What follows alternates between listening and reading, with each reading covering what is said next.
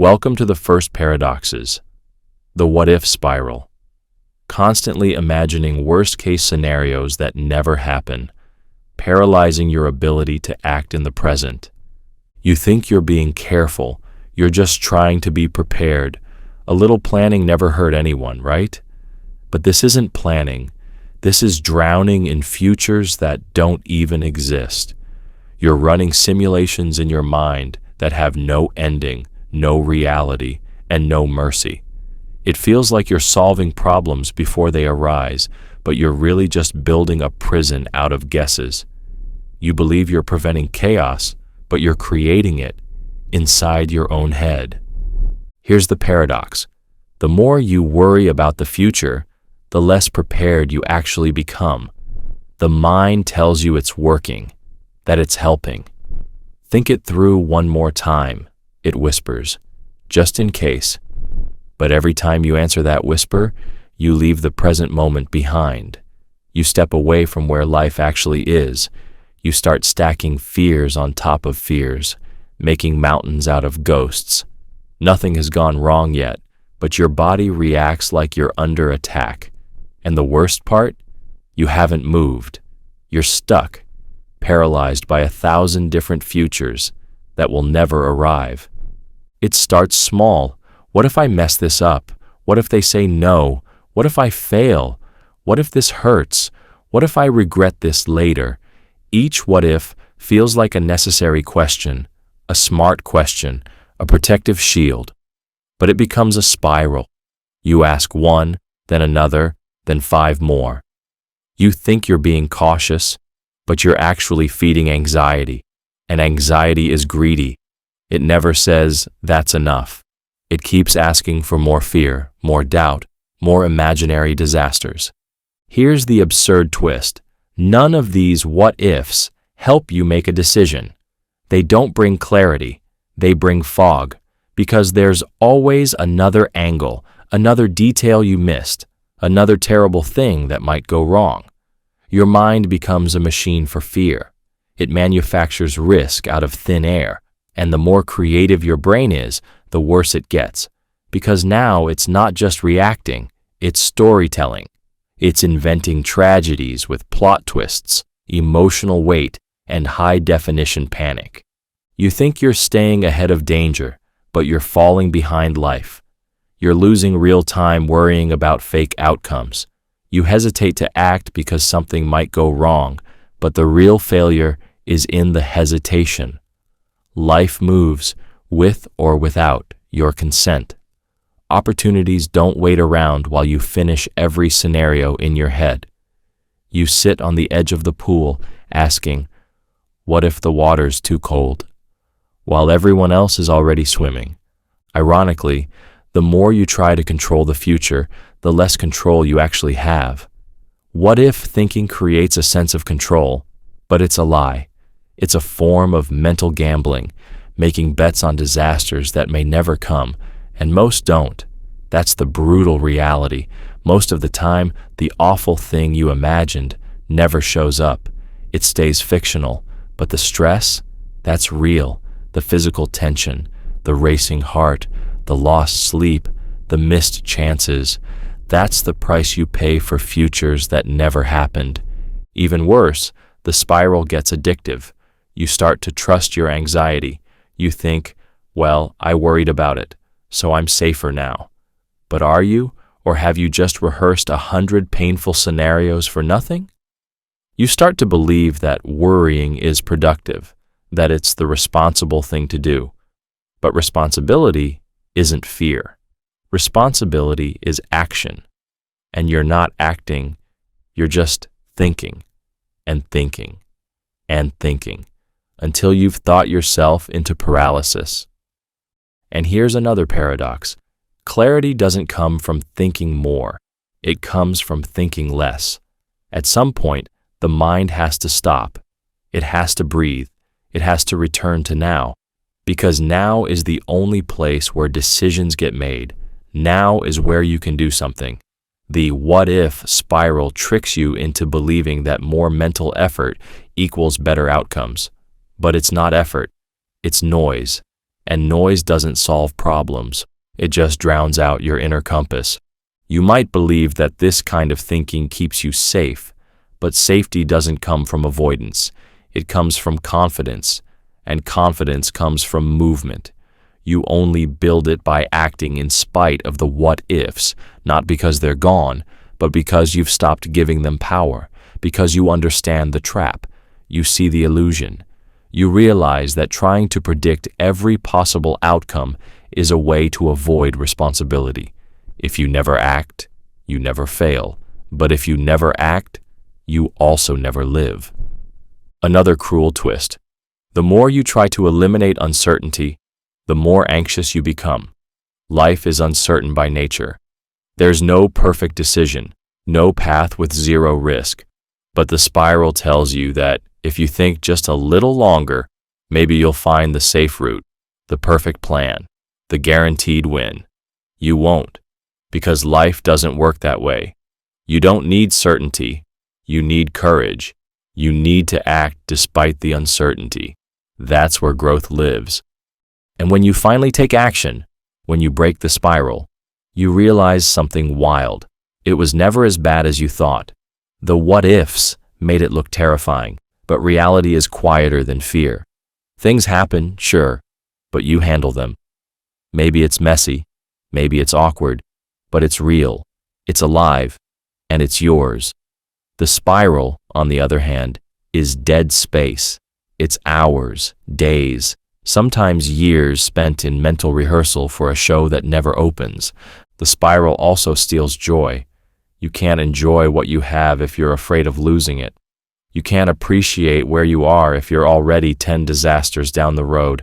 It makes you forget the beauty of the present, the calm, the simplicity, the feeling of just being here, breathing, doing, living. Instead, you're bracing for impact that never comes. You're walking around with emotional armor for battles that never start. And then you look back and wonder, how much time did I lose to nothing? How many things didn't I do because I thought too much?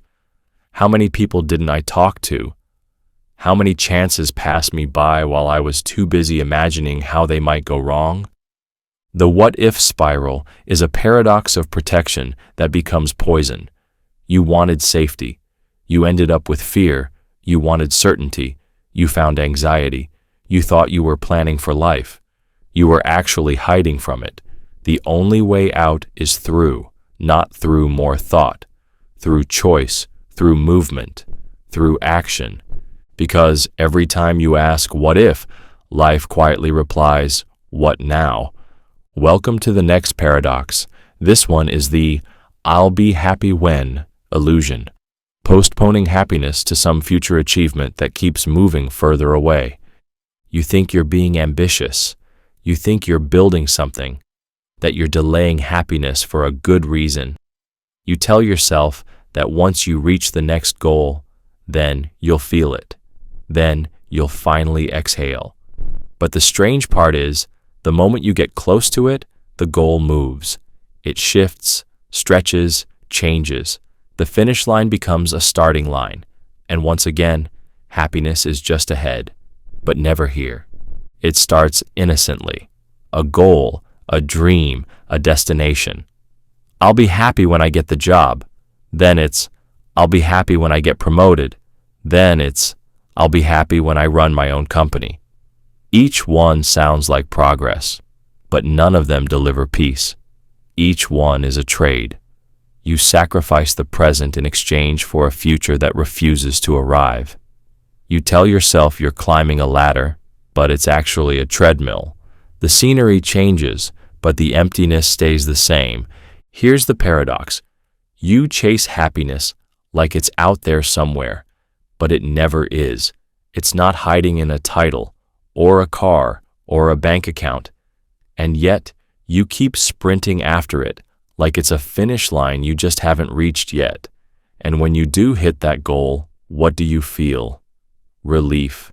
Not joy, not peace. Just a brief, shallow exhale before the next craving shows up. It's not happiness you're chasing. It's escape. Escape from the feeling that now is not enough. You think waiting for happiness makes it more valuable, like it's a reward you earn after pain, but that belief is a trap. It convinces you that struggle must come first, and joy only comes after. But if joy is always in the after, then it's never now. And now is the only place life happens. So you miss it. You miss your own life, waiting for it to be better. And here's the weirdest twist. Every time you reach a new level, your mind resets. What used to seem impossible becomes ordinary. What used to make you dream now barely moves you. You adjust, you adapt. That's what humans do, but adaptation kills the thrill. The high fades, and instead of feeling fulfilled, you feel empty again. So you set a new target, a bigger one, a brighter one that promises just a little more happiness than the last. But it's the same cycle. Over and over, each milestone becomes a moving target. It's like chasing the horizon. No matter how far you walk, it never gets closer. You think it's discipline. You think it's focus, but it's not. It's a form of emotional delay. You're postponing peace. You're locking joy in a box labeled later. But later never arrives, because even when the moment comes, your mind is already asking, what's next? Another paradox: the more you chase happiness, the more anxious you become, because now your peace depends on conditions being met. You've built a rule. I can't feel good until I achieve this. That rule becomes a prison, because life doesn't always cooperate. Plans fall apart, goals take longer, some things don't happen at all. So what then? Does your happiness vanish with them? If your joy is always tied to a result, then it's always at risk. You think you're building a better life, but you're missing the one you already have. You're so focused on then that you forget now. The sunset outside your window, the way your coffee smells in the morning, the small laugh with someone you love. These don't wait for success. They're already here. But you don't notice because you're too busy measuring progress. You treat the present like an obstacle course, something to push through to get to the good part. But what if this is the good part? That's the twist. What if happiness isn't at the end of the path, but in the steps themselves? What if the journey wasn't a means to joy, but the joy itself? We've been taught to delay feelings for outcomes. We say things like, I can't relax until this is done. But once it's done, something else takes its place. The list never ends. The chase never stops. And here's something even more paradoxical. When you stop needing happiness to come from achievement, you become more peaceful, more calm, more focused, and ironically, more effective, because now you're not desperate. You're not forcing. You're not frantic. You're doing the work because you love the work, not because you need it to prove something. That kind of presence is powerful. It makes space for real growth, not just external success, but internal alignment. You might fear that if you stop chasing, you'll lose your edge, that if you feel content now, you won't stay hungry. But contentment isn't the enemy of ambition, it's the fuel. You do better work when you're not desperate for a result. You think clearer when you're not gripping the future so tightly. You become creative again, curious again, alive again. And the final paradox is this: happiness isn't something you earn, it's something you choose. It's not a prize at the top of the mountain. It's in how you climb, in how you breathe while you climb, in the laughs you share along the way, in the quiet moments between big ones. If you can't find joy in the small things now, you won't find it in the big things later, because the mind that always says, not yet, will never say, enough. The illusion is convincing. It tells you that success equals peace. But peace isn't loud. It doesn't wear medals. It doesn't shout from stages. It lives in the stillness of a moment fully felt, a walk with no destination, a task done with care, a breath that reminds you, this is it, this is life. You don't need to postpone joy. You don't need to wait for the next thing. You don't need to delay your own peace like it's a dessert you haven't earned yet. You are already enough. You are already here. The question is not, when will I be happy? The real question is, why not now? Welcome to the next paradox. This one is overthinking every interaction, replaying conversations in your head, analyzing every word as if it were a life or death puzzle. You just wanted to say the right thing. That's all. You wanted to be clear, to be kind, to be understood. But now it's 3 hours later, and the conversation is still echoing in your head like it never ended. You've gone over every pause, every word, every tone shift. You're not even sure what you said anymore, just what you think you said, and what they might have heard, and what they could have meant. You're trying to find certainty in something that already happened. Here's the paradox. You overthink to feel in control, but it makes you feel less certain. You're replaying it to find clarity, but all it brings is confusion. You thought revisiting the moment would give you peace, but it just builds tension. You believe you're solving something, fixing a mistake or preventing one in the future, but there's nothing left to fix. The conversation is over. The words are gone. You're not remembering it. You're rewriting it with fear. You weren't trying to impress anyone. You were just being yourself. But now you're questioning if that self was good enough. You analyze a laugh. Was it genuine? You examine a pause. Was it awkward? You wonder if they misread you, or worse, saw too much of you. The overthinking doesn't come from ego. It comes from care, from wanting to connect, but it ends in disconnect, from others, from the moment, and from yourself. You think you're being careful, thoughtful, emotionally intelligent, but there's a line between awareness and obsession, and when you cross it, the mind turns against you. It loops the past like a broken recording, and every time you press play again, you hope the ending changes. That maybe this time you'll hear it differently, that this time it won't sting, but it always stings because you're listening with judgment, not memory. You thought the danger was in saying the wrong thing, but the real danger is in never letting go of what's already been said. The moment passes, but you stay stuck inside it.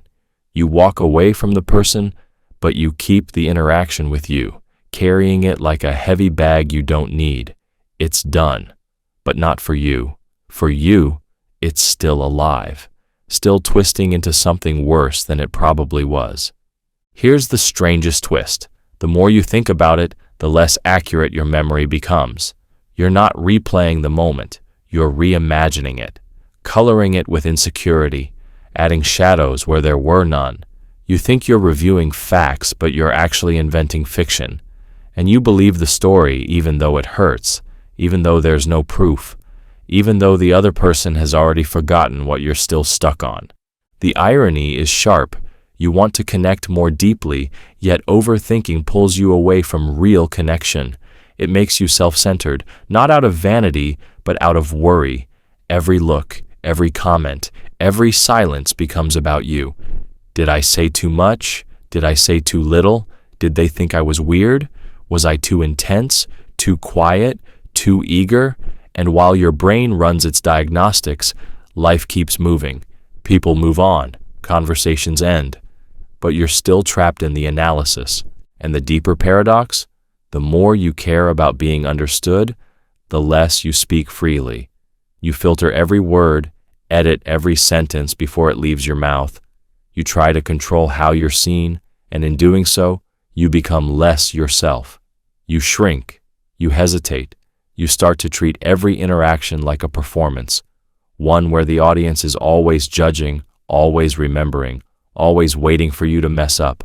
But that audience lives only in your head. You imagine their thoughts, their judgments, their reactions, but you're not reading minds. You're projecting your fears. You assume the worst, that they saw the worst in you, that they caught your every flaw. But people aren't watching you that closely. Most of the time, they're too busy overthinking themselves. We're all spinning in our own heads, thinking the spotlight is on us, but the stage is empty. There's no audience, just mirrors. And another paradox, by replaying every interaction, you become afraid of the next one. You carry the weight of all your imagined mistakes into future conversations. You walk in already guarded, already nervous, already bracing for impact. And that tension, people feel it. It makes everything harder. Your words get tighter. Your smile gets smaller. You want to connect, but fear has already closed the door. You think reviewing the past will prepare you for the future, but it doesn't. It makes you doubt your instincts. It trains you to second guess, and second guessing kills authenticity. People don't connect to perfect words. They connect to presence, to warmth, to realness. And realness can't exist in overanalysis. It's not crafted, it's lived. You don't need to dissect every interaction to grow. Growth comes from reflection, not rumination. One is gentle, curious, open. The other is harsh, judgmental, heavy. You're not improving yourself when you punish yourself over conversations. You're not learning when you're blaming. Growth asks, what can I do next time? Overthinking asks, what did I do wrong? One frees you, the other traps you. And here's the most surprising part. Most of the things you worry about, others don't even notice.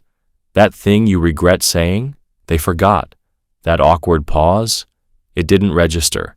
That joke you wish you hadn't made, it wasn't as big as it feels in your mind. The truth is, most conversations are not remembered word for word. They're remembered by feeling. And if you came with kindness, with openness, with real energy, that's what stays. You're trying so hard to be perfect, but people connect through imperfection. Through laughter, mistakes, shared humanity. You don't need to script your life to be liked.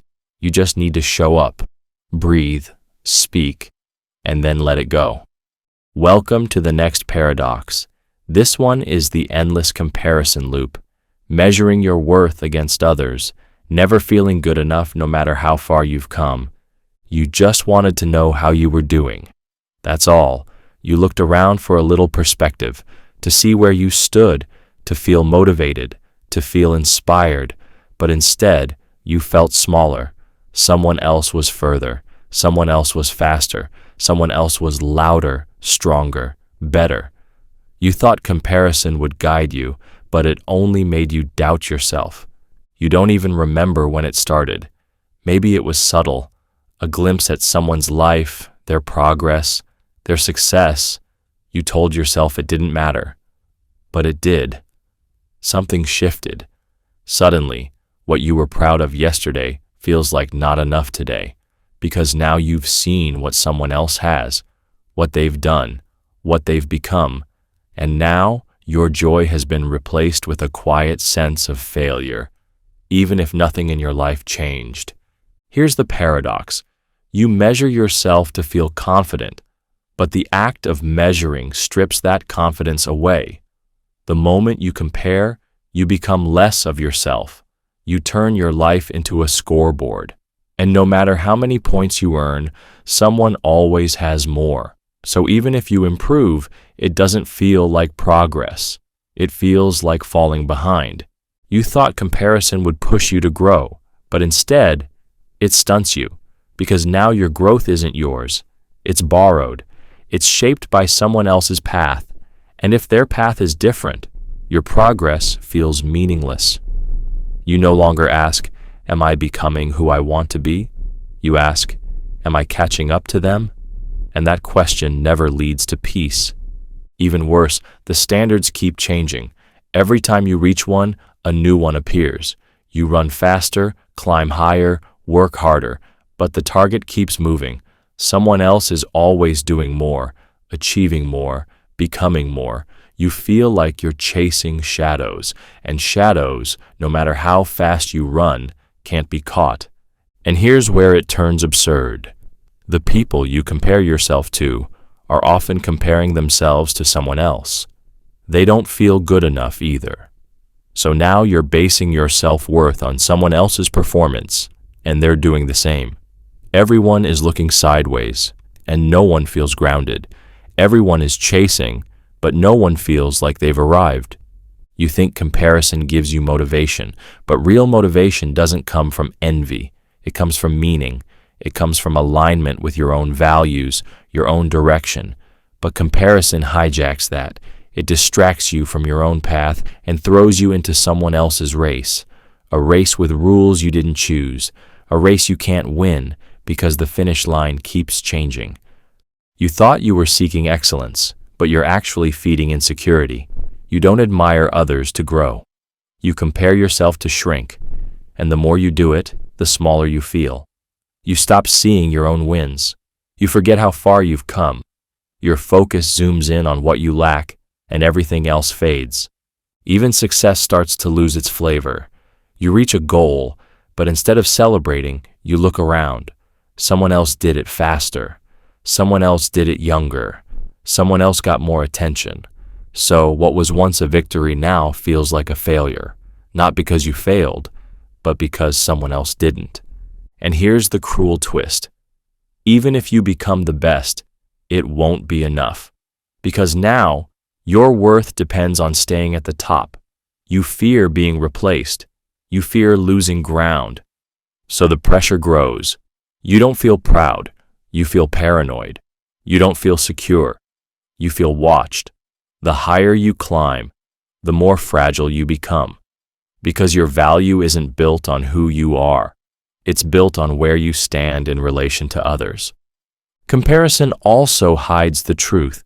You only see their highlight reel, their perfect angles, their curated moments. You don't see the struggle, the pain, the confusion. But you compare your full life, your messy, raw, real life, to their filtered surface. And you believe it. You believe they have it better, that they figured it out, that you're behind. But behind what? A fantasy? And here's another paradox. The more you compare, the less connected you feel. Instead of seeing people as fellow humans, you see them as benchmarks. You stop relating. You start competing. And competition kills connection. It turns potential friends into rivals. It turns shared experience into silent judgment. You smile at them, but secretly, you're measuring, and you assume they're doing the same. You didn't mean to turn life into a race, but now every achievement feels like a contest. Every moment becomes a test. And instead of asking what makes you feel alive, you ask what will make you look successful. You change your path, not because it feels right, but because it looks impressive. You chase validation instead of meaning. The saddest part? You don't even realize what you've lost. While you're busy measuring your worth against others, you miss the beauty of your own story. You forget how unique your path is. You ignore the quiet moments of growth, the personal victories, the small joys, all invisible to comparison, all priceless. And yet, you keep looking, scrolling, watching, measuring, and the more you do, the more empty you feel. Not because you aren't enough, but because you've tied your enoughness to things outside of you, things you can't control, things that were never meant to define you. But the paradox always breaks when you return to yourself, when you stop asking, "Am I better than them?" and start asking, "Am I becoming who I want to be?" That's where peace lives. That's where truth begins. Inward, not outward. Because there's only one person you can truly become, and it's not them. It's you. You don't have to win at life, you just have to live it. On your terms, at your pace, in your way. The loop only breaks when you realize the measuring stick was never real. That worth isn't earned by comparison, it's owned by being real, being kind, being present. You thought comparing would help you improve, but it only made you forget who you are. And the moment you remember, really remember, is the moment the loop ends. Welcome to the next paradox, This one is assuming everyone thinks like you, expecting others to have the same values, emotions, or logic, and feeling betrayed when they don't. You try to be a good person, you think things through, you treat people how you want to be treated, you speak with care, you show up, you stay loyal, and you assume others will do the same. That seems fair, that seems right, but then they don't, and you're left confused, hurt, wondering how someone could act like that, say that, ignore that, when you never would. You think something must be broken, either in them or in you, because if it were you in their position, the choice would be obvious, but it wasn't obvious to them. Here's the paradox. You believe that seeing the world through your lens will help you understand it better, but it only blinds you to how others actually see it. You think you're building bridges by imagining others feel the same, but those bridges collapse the moment someone acts outside your rules. You expected sameness and got difference. You wanted alignment and got confusion. And instead of adapting, you feel betrayed, not because they were wrong, but because they weren't you. It happens in silence. You assume someone will respond the way you would. You expect them to notice what you notice, care about what you care about, prioritize the things that matter to you, but they don't. And you take it personally, not because of what they did, but because you can't imagine doing it yourself.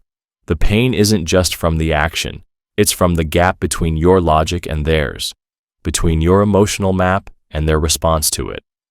You think your values are universal, you think your emotional reactions are natural, your reasoning is common sense. But what you call normal is just familiar, and what's familiar to you might be foreign to someone else. You say, "I would never do that," as if that settles it. But someone else already did. So now what? You either accept that they're wired differently, or you keep trying to rewrite reality so it matches your reflection. But it gets worse. You don't just expect people to act like you. You expect them to read your mind, to feel what you feel without being told. You think, if I were in their shoes, I'd know exactly what to say. So when they miss it, when they say the wrong thing or nothing at all, you don't just feel disappointed, you feel unseen, misunderstood, abandoned, because their lack of reaction feels like a lack of care. But they might not even know there was something to notice. And here's the strange part. Assuming sameness feels kind at first. It feels empathetic. You're putting yourself in their position. But you're not putting yourself in their life. You're putting yourself, with your thoughts and values, in a situation they're experiencing through their thoughts and values. You're not stepping into their shoes. You're stepping into their shoes while still wearing your own, and then wondering why they don't fit. The more you expect others to mirror your inner world, the more disconnected you feel when they don't. It turns difference into disappointment. You don't see people as they are. You see them as they fail to be like you. And that judgment doesn't just distance you from them. It isolates you inside your own thinking. You try to relate, but end up resenting. Not because they hurt you, but because they didn't do what you would have done. Another paradox. The more you try to be understood, the less you understand others. You focus so hard on being mirrored that you forget to be curious. You don't ask why they did what they did. You just assume they should have known better, that they should have cared more, but maybe they were showing care in a different way, one you didn't recognize, one that didn't look like yours, so you dismissed it. You thought you were building connection, but you were building expectations. Quiet ones, invisible ones you didn't speak out loud because you assumed they were obvious. And when people failed to meet them, it felt like rejection, but they weren't rejecting you. They just didn't know the script you were working from. The irony is sharp. You want to feel close, so you expect sameness, but true closeness comes from respecting difference, from recognizing that other people have a completely different emotional language, different fears, different needs, different ways of showing love, handling stress, making decisions. And that doesn't make them wrong. It just makes them real. But we don't like that. We want people to react our way because that feels safe, predictable, comfortable. It gives us a sense of control. If everyone thought like us, we'd never be surprised, never be confused, never be hurt, but also never be truly known. Because knowing someone deeply means seeing them fully, including the parts that make no sense to you, especially those. And here's the painful twist. When people do think like you often don't notice. It feels normal, expected, invisible. But when they don't, it stands out. It irritates. It feels like betrayal. So your mind creates a bias. People are always letting you down, when really, many aren't. They're just different. They're not broken. They're just not you. You think assuming sameness makes relationships easier, but it actually adds pressure. You end up disappointed when they don't predict your needs. You feel unloved when they don't match your emotions. You want connection, but your conditions keep blocking it. Because you're not relating to the person in front of you. You're relating to a version of them built in your own image. And yet, this all starts from a good place, from wanting to connect, from wanting to be seen, from wanting to believe we're not so alone in how we think, feel, move through the world. But the path to connection isn't through assumption. It's through acceptance, through letting people be different without labeling them as wrong. The final paradox: the more you let go of expecting people to be like you, the closer you get to real understanding. You stop demanding familiarity. You start welcoming honesty. You get less control, but more clarity. You lose the comfort of sameness, but gain the richness of truth. Because when you stop assuming everyone thinks like you stop being disappointed by who they're not, and finally begin appreciating who they actually are. Welcome to the next paradox. This one is the productivity guilt trap.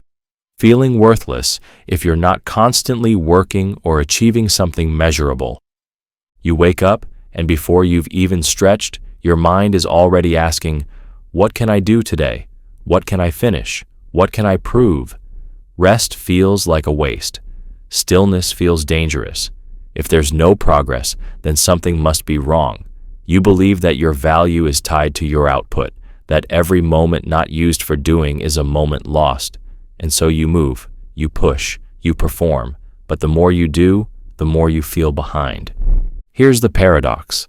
The harder you work to feel worthy, the more worthless you feel when you're not working. You think productivity will give you peace, but it keeps you restless. You believe that constant effort will eventually buy you rest. But when the moment comes to rest, you can't take it, because now rest feels like failure, like laziness, like weakness. The very thing you thought you were working toward now makes you feel guilty. You finish one task, and instead of feeling proud, you feel pressure. There's always more to do. Another email, another list, another project. The day ends, and you don't ask, did I live? You ask, did I do enough? And no matter how much you did, the answer always leans toward no. Because enough keeps shifting. You thought productivity would give you freedom, but it's become a cage, one with invisible bars made of expectation. And here's where it gets twisted. Even your time off has to be earned. You don't relax because it's healthy. You relax only after you've squeezed every last drop out of yourself. Rest is no longer a right. It's a reward. And even then, it comes with strings attached. You check your phone. You glance at your to-do list. You wonder if you could be doing more. The guilt hums quietly beneath every slow moment.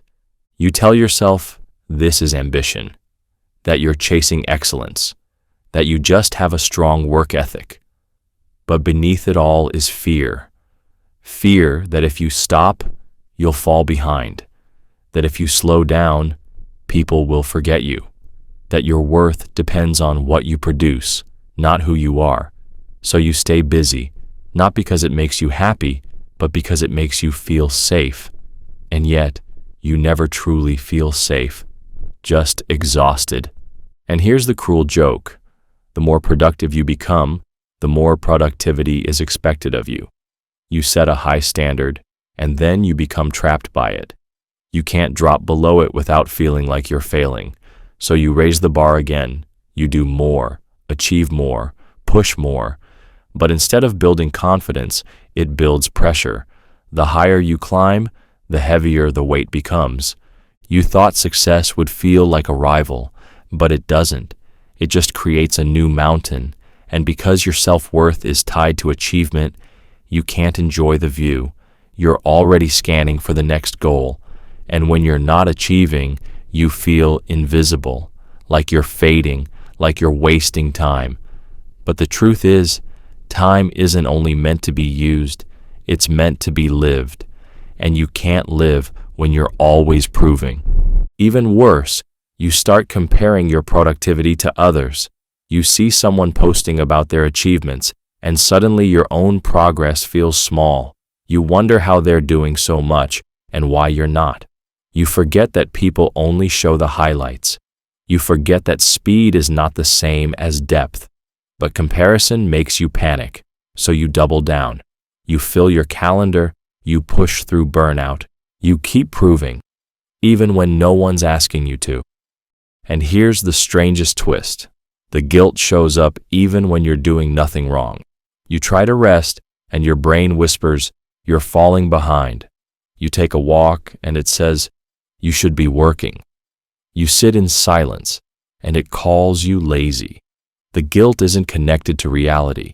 It's connected to identity. It's no longer about what you're doing. It's about who you believe you are when you're not doing anything. You're not chasing joy. You're chasing permission, the permission to feel okay, to feel valid, to feel enough. But that permission always comes with conditions. It says, do more, then you can rest. Win more, then you can slow down. But the more you obey that rule, the more it owns you. Because the finish line keeps moving. The moment you arrive, it vanishes. And so you keep running, even when your legs give out. You think the cure is to become even more productive, to organize better, to optimize harder, but that's not the solution. That's the trap. You're trying to calm the storm by sailing deeper into it, and it never ends, because no amount of productivity can satisfy a mind that believes it's only valuable when it's busy. But here's the breaking point. When you burn out, you don't just feel tired. You feel empty, lost, like you don't know who you are without the work. And that's the deepest paradox of all. By chasing your worth through doing, you lose touch with your being. You become a machine, but forget you're a person, a human, not a project. Someone who deserves rest, not as a prize, but as a basic truth. And yet, the guilt is strong. It whispers that stopping is dangerous, that pausing means failure, that slowing down means giving up. But none of that is true. Rest is not quitting. Rest is what keeps you human. It's what restores the part of you that work can't reach, the part that feels, dreams, laughs, breathes, the part that lives. You don't need to earn your worth. You already have it. It's not measured in output, not stored in achievements, not tied to how much you do in a day. It's found in how fully you can just be, without guilt, without pressure, without performance. You thought doing more would make you feel complete, but the feeling of enough was never in the doing. It was always in the being. Welcome to the next paradox. This one is the "I always fail" narrative, using past mistakes to predict future outcomes, convincing yourself success isn't for you. You tried. It didn't work. Maybe more than once. Maybe it felt like a pattern. A door closed, a plan collapsed, a dream got smaller. So now, before you even begin, your mind tells you how the story ends. It says, don't bother. It says, You already know how this goes. You start to treat your history like a prophecy, and instead of trying again, you protect yourself from trying at all. Here's the paradox. You tell yourself you're being realistic, but you're actually building fiction. You call it truth, but it's just fear with a long memory. Yes, you failed before. That happened. But now, you act like that one outcome defines all future outcomes. Like the past wasn't just a chapter, but the entire book. You're not avoiding failure. You're rehearsing it in advance, so when it happens again, it'll hurt less. But it always hurts, even when you expect it. You think you're saving yourself from disappointment, but you're locking yourself in it.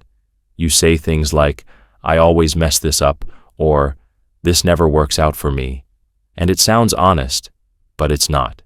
It's repetition pretending to be truth. Because if you zoom out, it's not always. It's not never. But your brain filters the evidence. It keeps the bad and discards the rest. And the more times you say it, the more you believe it. It becomes your script. And you keep reading it, even when the scene has changed. You thought giving up early would hurt less than trying and failing again. But the real pain isn't in failure. It's in silence. It's in the part of you that still wants to try, but isn't allowed to. That quiet voice you keep ignoring because your louder voice already made up its mind. You think you're avoiding heartbreak, but you're creating one, slowly, every time you don't show up for yourself. You tell yourself success is for other people. People who got lucky. People who were born with something you don't have.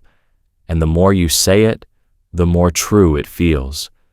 But feeling true doesn't make it real. You're not seeing what others have. You're seeing what you think you lack. And then you wear that like an identity, like a label you never signed up for, but now you carry everywhere. You think that your past is your limit, but the past is only the starting line. Not a prison, not a prophecy, just proof that you've lived, that you've tried, that you've learned.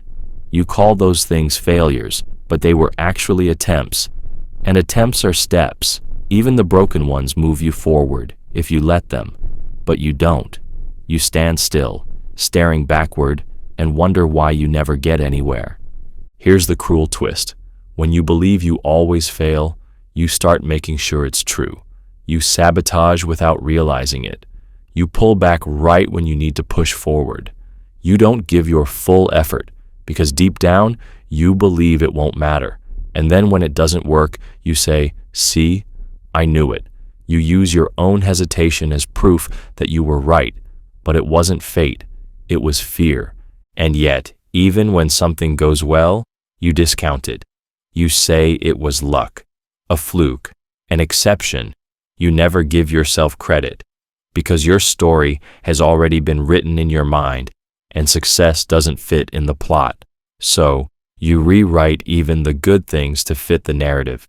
You keep yourself small, not because the world asked you to, but because your past whispered that you should be. You thought remembering your failures would keep you humble. But it doesn't keep you grounded. It keeps you buried. You carry the weight of old mistakes like they define you. But mistakes are moments, not identities. They're meant to teach, not trap. You can hold a lesson without holding the pain, but you keep reopening old wounds just to remind yourself why you don't deserve more. And the more you live by that belief, the less you try. And the less you try, the more your life looks like failure, not because it's destined, but because it's been abandoned. You're not failing anymore. You're just not moving. You're not falling. You're stuck. And that stillness feels safe, but it's costing you everything you want. You want proof that you can succeed, but the only way to get that proof is to do the thing you've convinced yourself you can't do. That's the trap. You wait for confidence, but confidence only comes after action. You wait to feel ready, but readiness is built through motion. You say, "I'll try again when I believe in myself." But belief doesn't come first. The leap does. And here's the most painful irony. You're not even afraid of failing again. You're afraid of hoping, because hope feels fragile, delicate, and if it breaks, it hurts in a way failure never does. Because failure without hope is just routine. But failure after belief, that's personal. So you shut it down before it starts. You kill hope before it has a chance to grow. But that's the paradox breaking you. The story of "I always fail" only stays alive if you keep writing it the same way. And you don't have to. You can change the script, not with magic, not with sudden confidence, just with action. One small risk, one honest try, one moment where you show up even if your brain screams that it's pointless. Because maybe this time is different. Maybe not in results, but in how you show up. Maybe you give yourself permission to try without promising a perfect ending. Maybe you let yourself be new, even after all the old attempts. Maybe you let go of always and never and just do the next thing with full heart and zero guarantees. You've been punishing yourself for not winning. But life isn't about winning. It's about participating, about trying again, about stepping into the unknown without dragging all your old defeats with you. You're not the person who failed years ago. You've changed, grown, and maybe, just maybe, this version of you is ready. The story doesn't have to be "I always fail." It can be "I'm still learning," or "I'm still moving," or "I'm not done yet." Because the second you stop treating the past as your forecast, everything becomes possible again. Not perfect, not guaranteed, but open. And that's all you ever needed, a future that wasn't already decided by your past. Welcome to the next paradox. This one is the sunk cost fallacy. Staying in bad situations just because you've already invested time, money, or energy. You want it to work. You want to believe it wasn't for nothing, that the effort meant something, that the time you spent is building towards something real. You look at all you've given, all you've done, all you've sacrificed, and you tell yourself, "I can't just walk away now." But here's where it turns backward. The more you give, the more trapped you feel, not because it's working, but because it isn't, and you're still there. Here's the paradox. You stay because you've already stayed. You continue because you've already continued. You tell yourself you're making progress, but really, you're refusing to lose. You're not building anymore. You're defending your past decisions, and that defense becomes your prison. The logic is strange. It says, "I've wasted so much already, so I have to keep going." But if something is broken, giving it more time doesn't fix it. It just wastes more of it. You think quitting would mean failure, but sometimes staying means something worse. It means choosing misery out of habit. It means pouring more into a hole that can't be filled. You're not moving forward. You're just trying to make your past feel justified. But the past doesn't get better because you keep dragging it with you. It just gets heavier. You thought commitment meant loyalty, but now loyalty is costing you your peace, your time, your sanity. You're holding on to something that no longer holds you. And it hurts, not just the situation, but the guilt of leaving it. You feel like walking away erases everything you've already done. But staying doesn't honor that effort either. It just adds more pain on top of it. You tell yourself, maybe it'll change. Maybe tomorrow will be better. But the truth is, you don't really believe that anymore. You're not hoping. You're bargaining. You're trying to convince yourself that staying will one day feel worth it. But deep down, you already know. You just don't want to admit it. Because admitting it means facing the loss. And loss is scary, especially when it feels like your identity is tied to what you've given. And here's where it cuts deeper. Sometimes you stay not because you want to, but because you're afraid of what leaving would say about you. You think it makes you weak, or careless, or ungrateful. You think people will judge you, Or worse, you'll judge yourself. You'll call it quitting. But quitting something that's slowly destroying you isn't weakness. It's wisdom. You thought staying was brave, but sometimes bravery is letting go, not because it's easy, but because it's honest, because it's finally telling yourself the truth, that time invested doesn't mean time well spent, that effort spent doesn't mean the outcome is guaranteed, that love given doesn't mean it will be returned. Sometimes you gave your best, and it still wasn't enough to make it right, and that's not your fault. But your brain fights back. It replays every late night, every choice, every piece of you that went into this. It says, but I tried. It says, but I gave so much. And it's true, you did. But the truth has nothing to do with what comes next, because the past is over. What matters now is where you're standing, and whether staying here keeps costing you more than it's worth. You think leaving wastes your investment, but staying costs more than you realize. It costs future time, future peace, future chances. You think of the hours you've spent, but not the hours you'll continue to lose. You focus on what's already gone, not what you still have left to protect. You worry about sunk costs, but forget you're still sinking. And the more you try to justify it, the more exhausted you become. You keep building reasons. You defend decisions you no longer believe in. You tell the story over and over, trying to make it sound like it makes sense.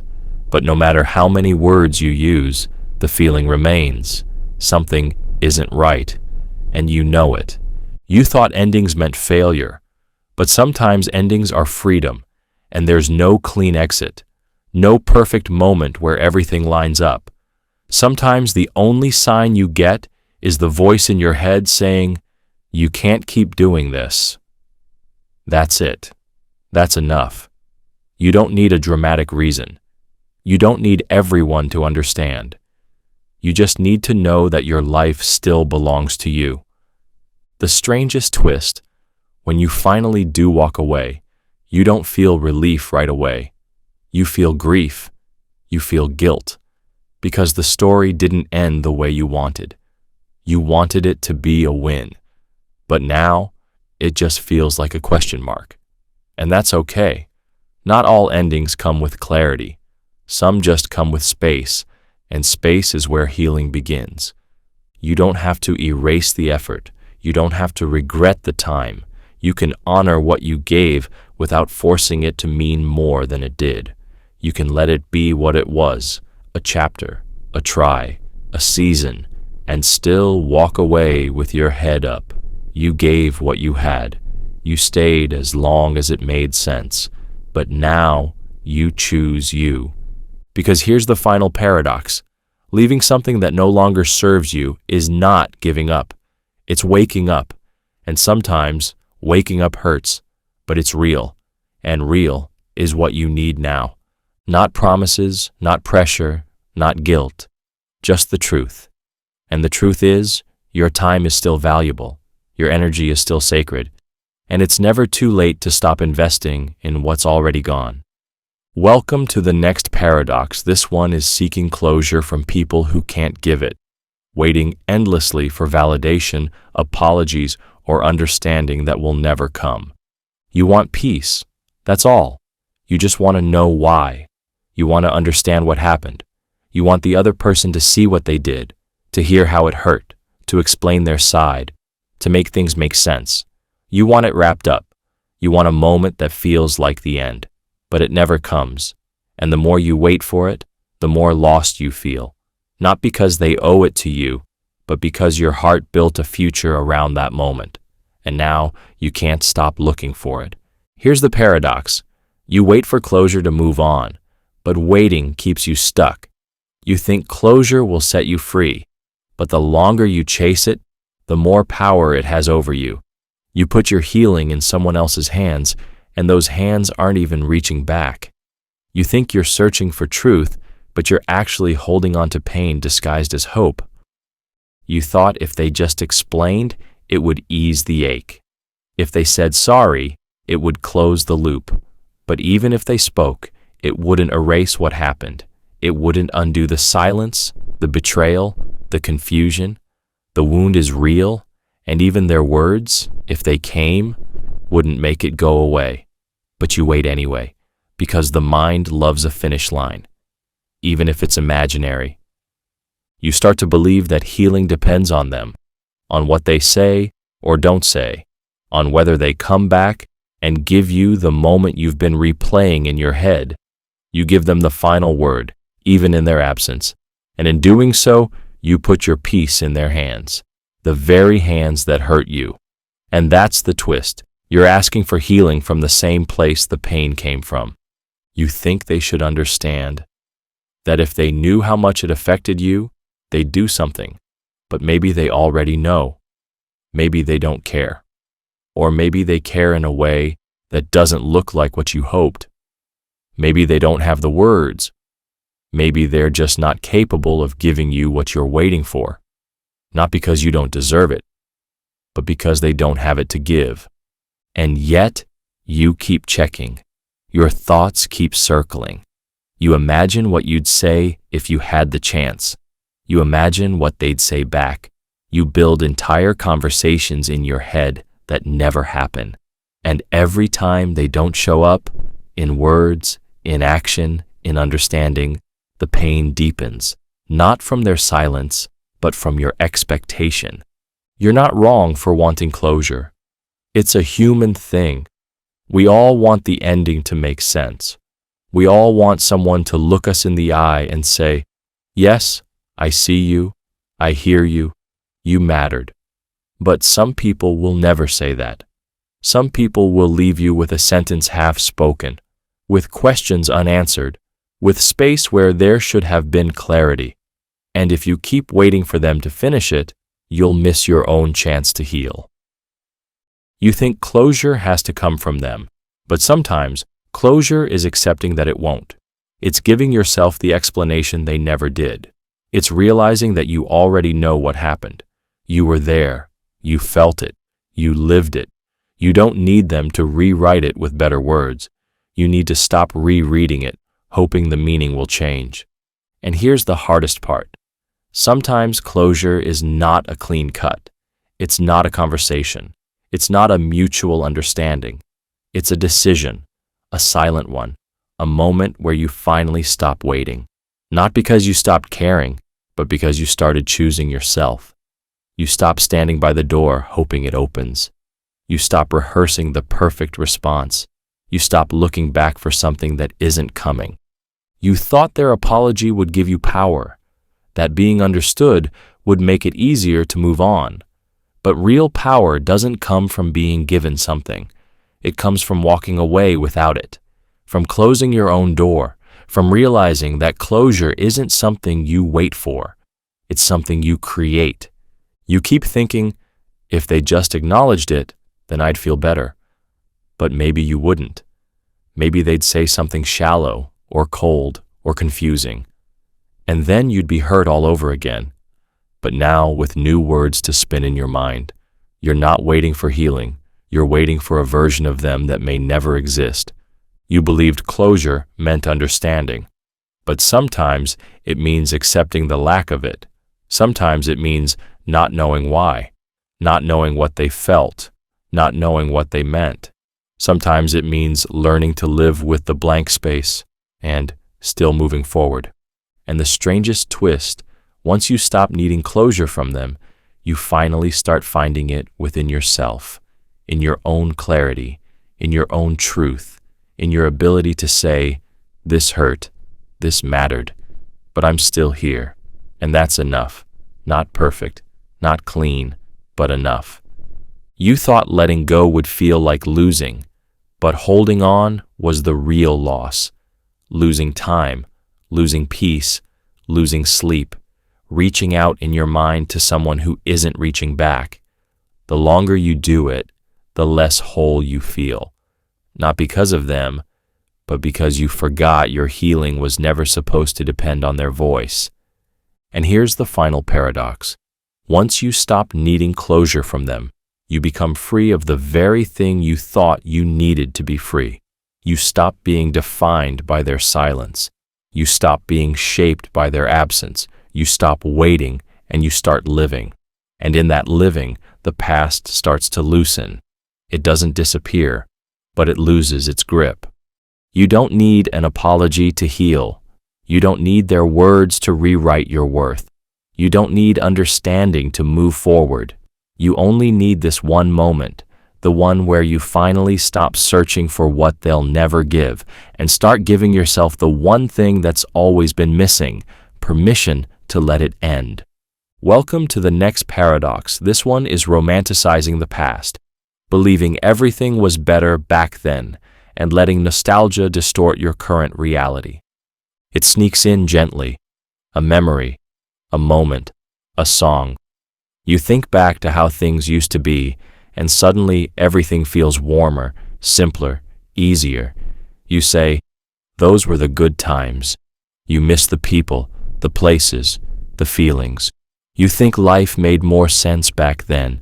You hold it in your mind like a treasure, but the more you hold it, the more the present slips through your fingers. Not because today is worse, but because you're not really here anymore. Here's the paradox. The more you idealize the past, the less you live in the present. You think you're remembering, but you're rewriting. You turn old pain into poetry and old chaos into calm. You smooth out the rough edges. You edit the hard parts. You keep the laughter and forget the fear. And then you compare that carefully filtered version of back then to the raw, unfiltered reality of now. And now always loses. You think it's honesty, but it's nostalgia. It doesn't play fair. It gives the past a glow the present can't compete with. It turns ordinary days into golden ones. It gives meaning to things that once felt meaningless. You forget how uncertain you felt, how lost you were, how much you wished back then for exactly what you have now. But now doesn't feel enough. Not because it isn't, but because it's being judged by a memory that's been airbrushed by time. You say, I was happier then. But were you? Or are you just forgetting the details that didn't fit the story? You remember the feeling of freedom, but not the confusion. You remember the love, but not the loneliness. You remember the light, but not the weight you carried. And the mind, hungry for comfort, turns that selective memory into a truth you start to believe, that the best has already happened, that the future can't compete, that everything after is just a slow fade. You thought you were honoring your past, but you're actually using it to escape your present. You romanticize what was so you don't have to face what is.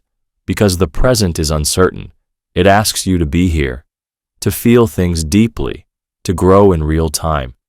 But the past, it's done, safe, static. You know how that story ends. So it becomes your shelter, even if it was once your storm. And here's the strange twist. You didn't even enjoy it that much while it was happening. You were too busy worrying, planning, doubting. But now, from a distance, it looks perfect. Because you survived it. And survival gives everything a shine. You're not remembering the past, you're forgiving it. And because it's over, it feels peaceful. But that peace wasn't there while you were living it.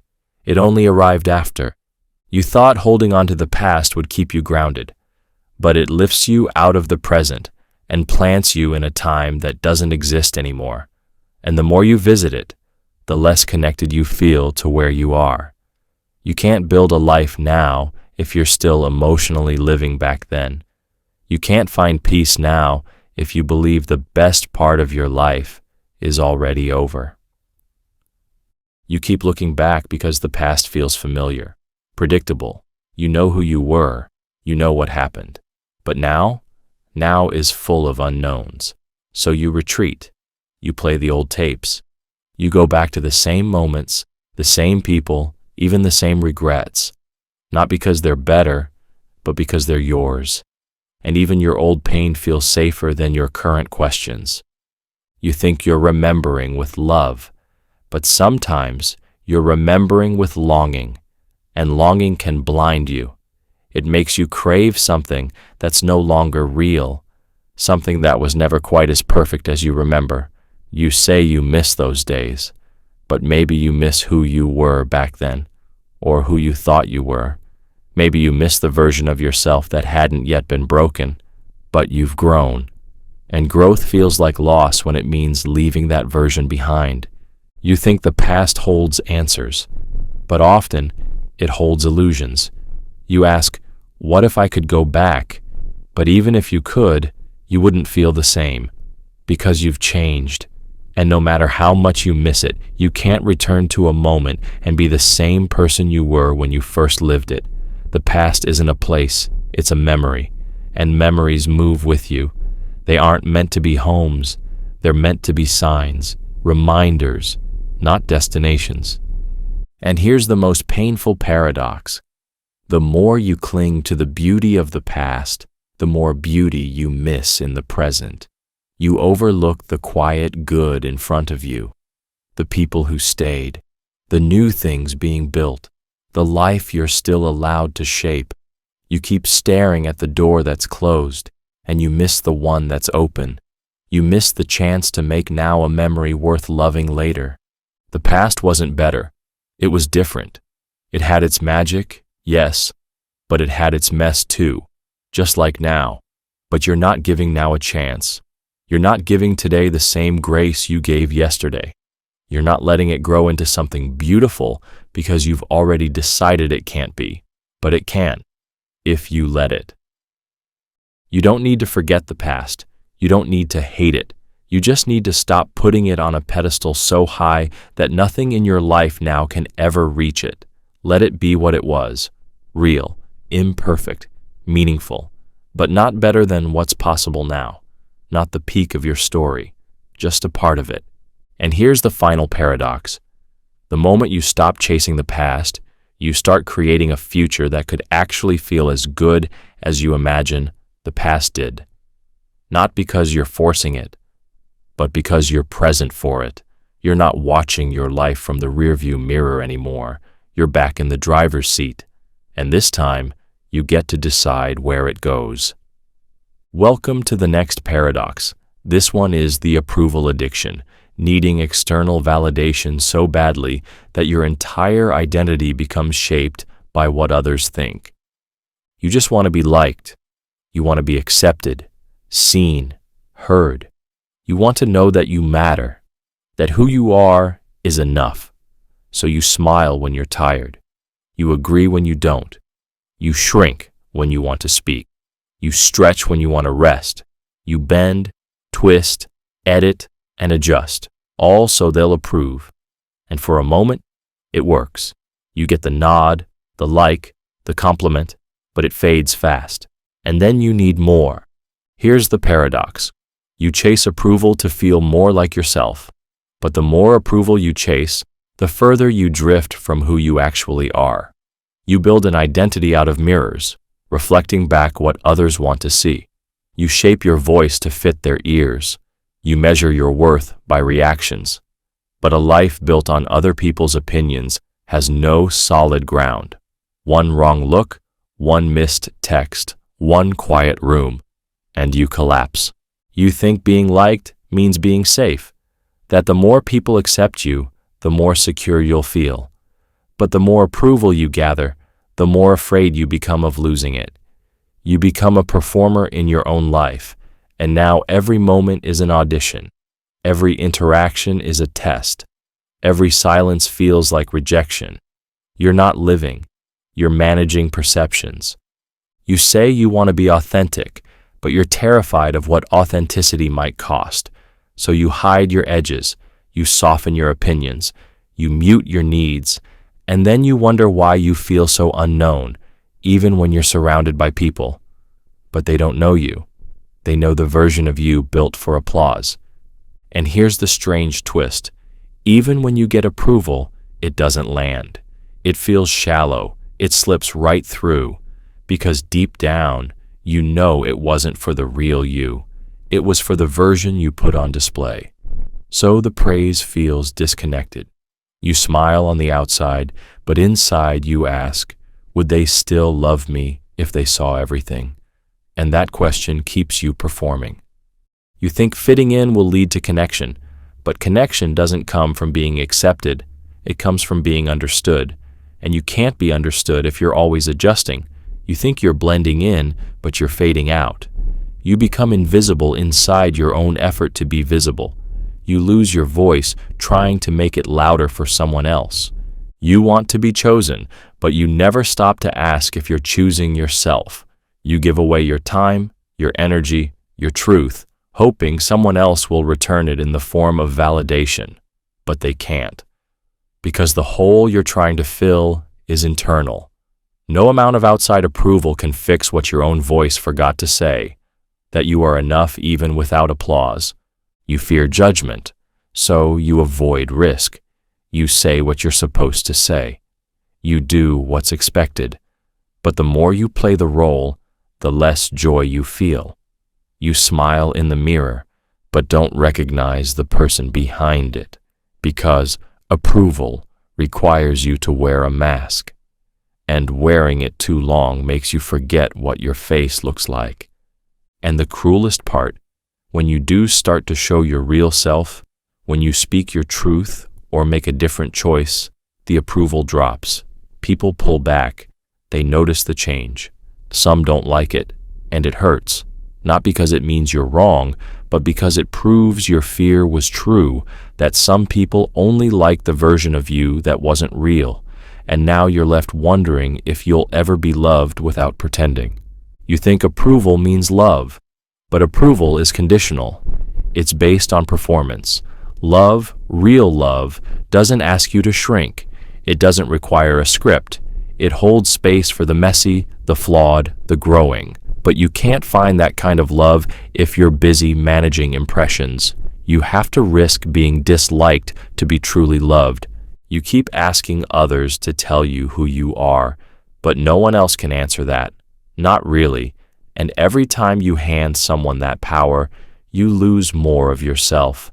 You ask, "Do you like me?" when the real question is, "Do I even like who I've become to be liked?" And here's the sharpest edge. The more approval you get, the more you need it. It becomes a drug, a fix. One compliment leads to craving 10 more. One silent room feels like punishment. One disagreement feels like exile.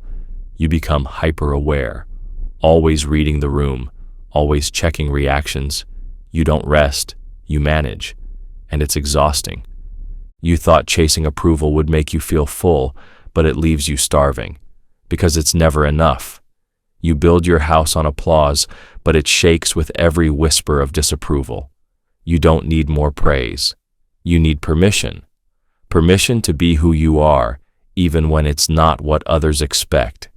You believe that validation will finally make you feel real, but you've been real the whole time, even under the performance, even under the fear, even when no one clapped. The challenge isn't becoming worthy, it's remembering you always were. And the final paradox, when you stop needing approval, you actually start attracting it. But not because you're trying. Because people can feel when someone is free, when someone is honest, when someone has come home to themselves. That's the kind of presence that draws others in. Not the polished version, not the perfect answer, just the truth. You don't need everyone to approve of you. You just need to stop abandoning yourself to gain their attention. You don't need louder applause. You need your own voice, the one that says, "I'm still worthy even if they don't see it." Because the most powerful approval doesn't come from out there. It starts here, quiet, steady, yours. Welcome to the next paradox. This one is fearing missing out, obsessing over every opportunity you didn't take, believing life is always better elsewhere. You want to feel alive. You want to know you're making the most of everything, that no moment is being wasted. So you scroll, you watch, you listen, and suddenly everywhere you look, someone is doing something amazing. They're going places, meeting people, chasing dreams.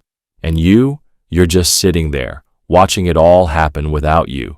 The more you look, the more it seems like everyone else is in the right place.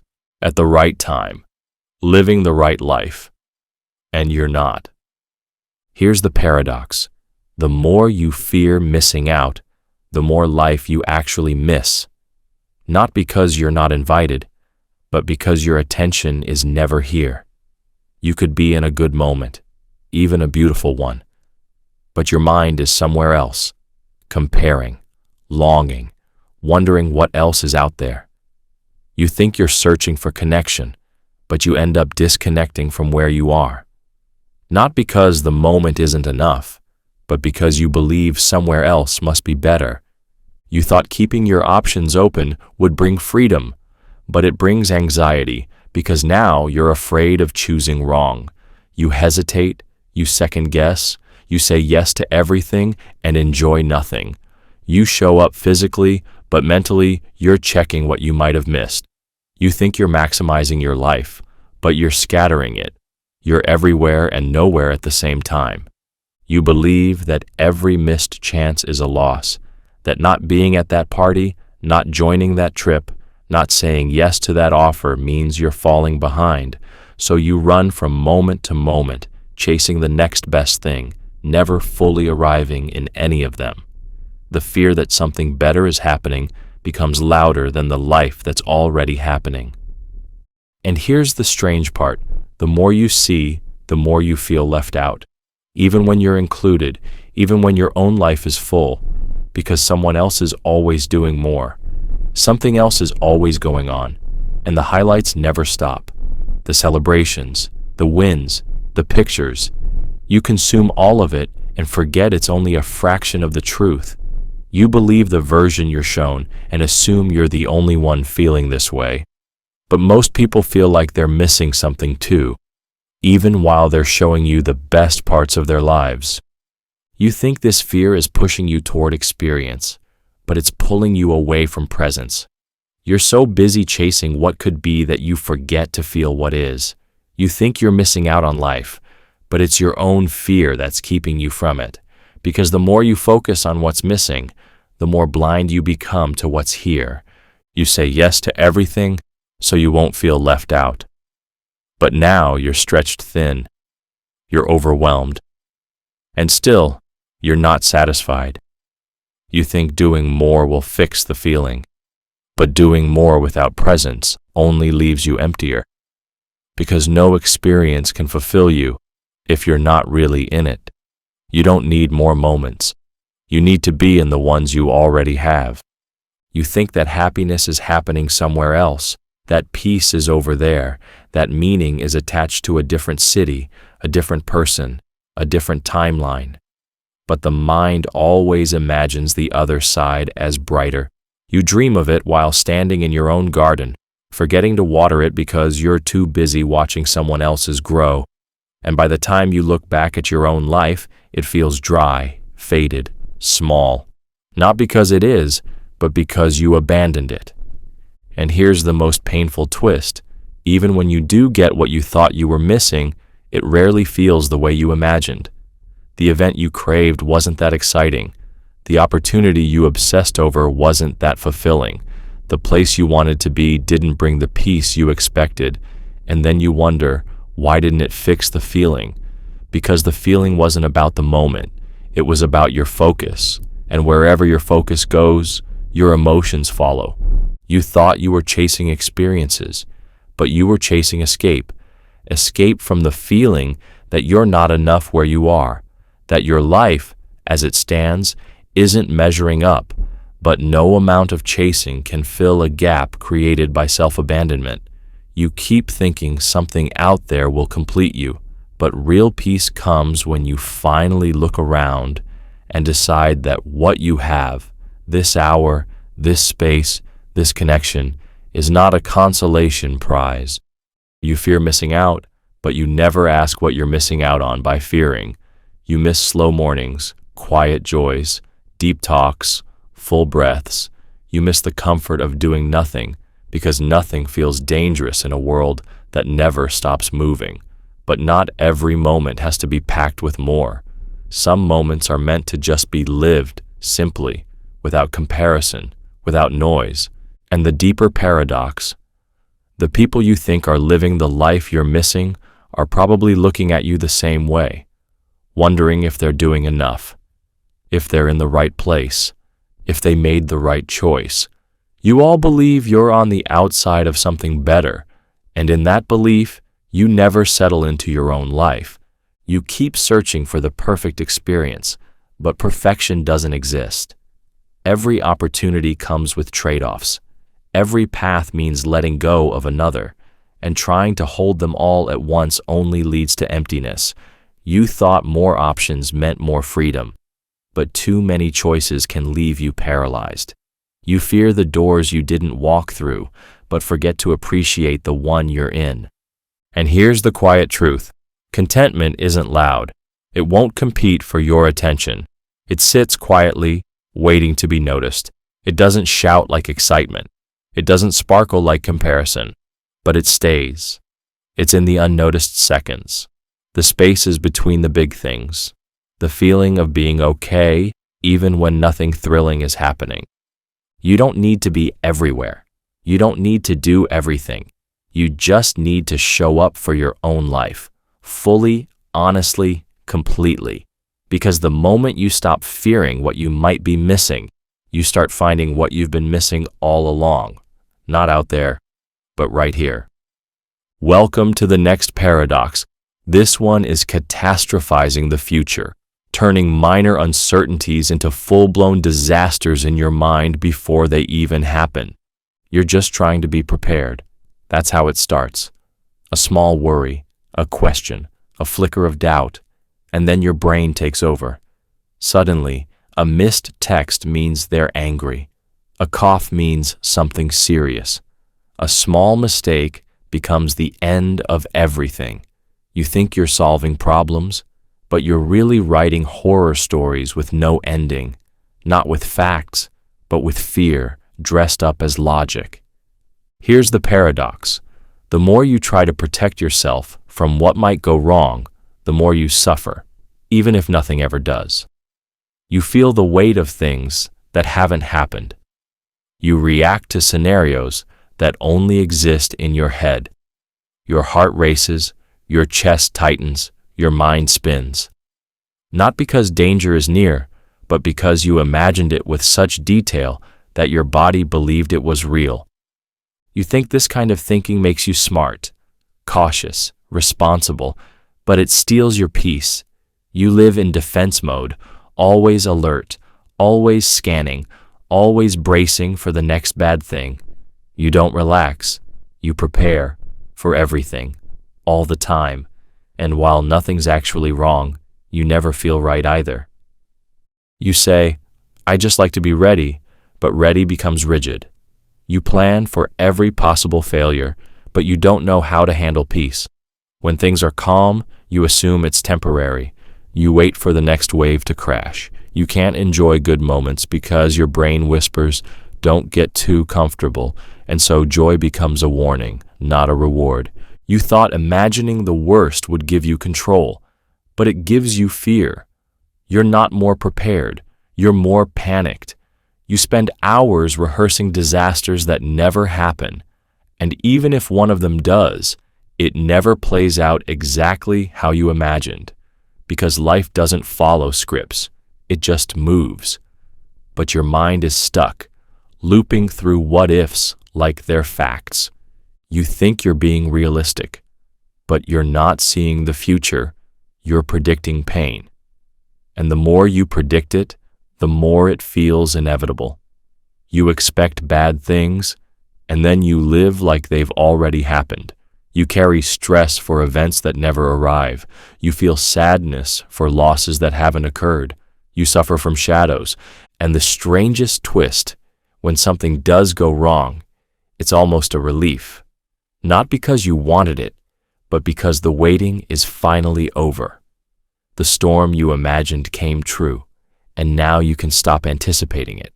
You feel more calm in chaos than in stillness, because uncertainty is harder to hold than fear.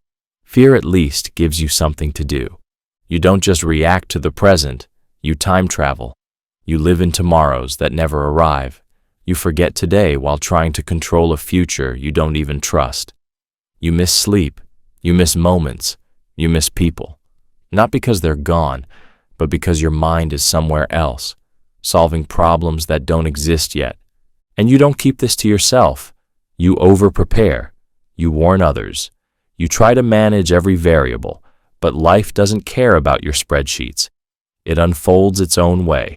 And when it doesn't match your fears, you're confused, not relieved, because the danger felt so real in your mind. And now you don't know what to believe, your reality or your thoughts. You're not doing this because you're weak. You do it because you care, because you want things to go well, because you want to avoid pain. But the method is flawed. You think that imagining disaster means you're ready for it, but you're never really ready, just tired, drained, empty from carrying futures that weren't yours to hold. And the cruelest part, this kind of thinking teaches you to expect disappointment. So when good things happen, you question them. You think, this won't last. You wait for it to fall apart. You convince yourself it's too good to be true. So even when life hands you joy, you reject it before it has the chance to settle in. You defend yourself against happiness as if it were a threat. You want certainty, but certainty doesn't exist. You want safety, but perfect safety isn't real. So instead of accepting that, you build stories, scenarios, outcomes, none of which make you safer, just more scared. The future becomes a place of dread, not possibility. And you forget that it hasn't even happened yet. You keep looking for the flaw, the hidden trap, the sign that something's about to break. You study people's words for hidden meanings. You analyze looks, tones, pauses. You overread every moment like it's a secret code, but most of the time, there is no code, just life, simple, messy, unpredictable, and often far kinder than your mind allows. You want to feel calm, but your brain has been trained to look for problems. Even when nothing's wrong, it says, there must be something. So peace feels suspicious. Rest feels reckless. You've confused alertness with wisdom. But true wisdom isn't about panic. It's about presence, knowing when to act and when to breathe. And that's the final paradox. The future you fear loses its power the moment you stop trying to control it. The moment you say, maybe it'll be okay, maybe I'll handle it if it's not. That's when peace returns, not through perfection, not through prediction, but through permission to live in the unknown and trust yourself anyway. You don't need to solve everything before it happens. You don't need to write scripts for storms that might never come. You just need to come back to now, to this breath, to this step, because most of what you're afraid of lives only in your imagination. And life is happening here, not in your fear, not in your what-ifs, but in your now. Welcome to the next paradox. This one is binary thinking, believing things are either all good or all bad, with no middle ground or nuance. It feels clean, it feels sharp, it feels easier. Something happens and you label it fast. This is right, this is wrong. This person is safe, that one is toxic. That decision was a total win or a complete failure. You don't want to deal with the mess in between, so you split the world into two categories, good or bad, love or hate, success or ruin. But the more certain you feel, the less truth you actually see. Here's the paradox. By trying to make life simpler, you make it harder. Because life isn't black and white, it's made of every shade in between. But when you force it into extremes, you lose the details, the context, the quiet truth hiding in the middle. You think you're being clear, but you're just cutting out everything that doesn't fit your label. You believe people must be all one thing. If someone disappoints you, they're suddenly awful. If they impress you, they're suddenly perfect. But no one is just one thing. We're all contradictions. We say smart things and make dumb choices. We care deeply and still hurt each other. But binary thinking doesn't leave room for that. It says, pick a side. And once you do, You stop seeing the full picture. You think this kind of thinking helps you make better decisions, but it traps you, because once you label something bad, you avoid it completely, even if it had something valuable in it. And once you label something good, you ignore the warning signs, even if they're flashing right in front of you. You give all your trust or none, all your hope or none, all your energy or none. And that leads to extremes, either clinging too tight or walking away too fast. You're looking for certainty, for clarity, for safety. You want the world to make sense, but the world isn't simple, it's layered.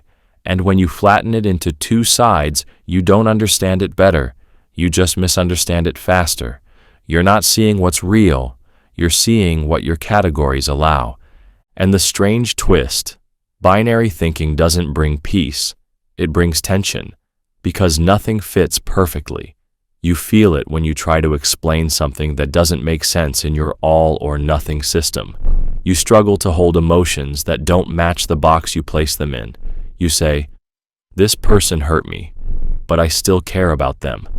And your brain screams, "That doesn't compute." But that's how humans work. We live in gray areas. You want to believe your choices were either right or wrong, that your past was either a lesson or a waste. But most of the time, it's both. You learned and you lost. You grew and you hurt. You did your best and still got it wrong. Life isn't a clean record. It's a messy story. And the moment you try to make it neat, you erase the very things that make it real. You think saying something is bad gives you power over it, but it blinds you. You don't look deeper. You don't ask questions. You don't explore why it happened or what it meant.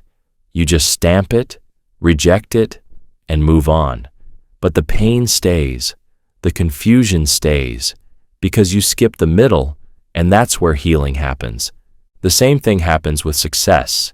If something doesn't go perfectly, you call it a failure. You ignore all the progress because it didn't meet your exact standard. But sometimes things are mostly good. Sometimes progress is slow. Sometimes the win looks different than expected. But binary thinking doesn't allow that. It only sees perfect or worthless. And that kind of judgment turns small steps into self-blame. You try to apply this thinking to yourself. You tell yourself you're either doing well or falling apart. You're either lovable or broken. And depending on the day, you swing from pride to shame. But you're not one or the other. You're a mix of strength and struggle. You're growing and stumbling at the same time. There's no single definition of who you are. And that's not weakness. That's being alive. The biggest paradox is this. Binary thinking feels like control, but it creates chaos because the world keeps showing you complexity and your system keeps rejecting it. So you're constantly frustrated, confused, angry that things don't fit into your rules. But it's not the world that's broken. It's the box you're trying to squeeze it into. You think nuance is messy, but it's actually freedom. It allows you to see more clearly, to love people without needing them to be perfect, to forgive without pretending nothing happened, to celebrate progress even when it's incomplete, to feel pain and still hold hope. Binary thinking says there are only two doors, but life is a hallway with hundreds of them. Some lead to mistakes that teach you. Some lead to love that surprises you. Some are half open, waiting for you to stop labeling everything long enough to explore. And that's where growth happens. In the exploring, in the not knowing, in the allowing. You don't have to understand everything instantly. You don't have to judge every experience before it's finished. You don't have to label every feeling as good or bad. You can let things unfold. You can let people be complicated. You can let yourself be in the middle without trying to race to a conclusion.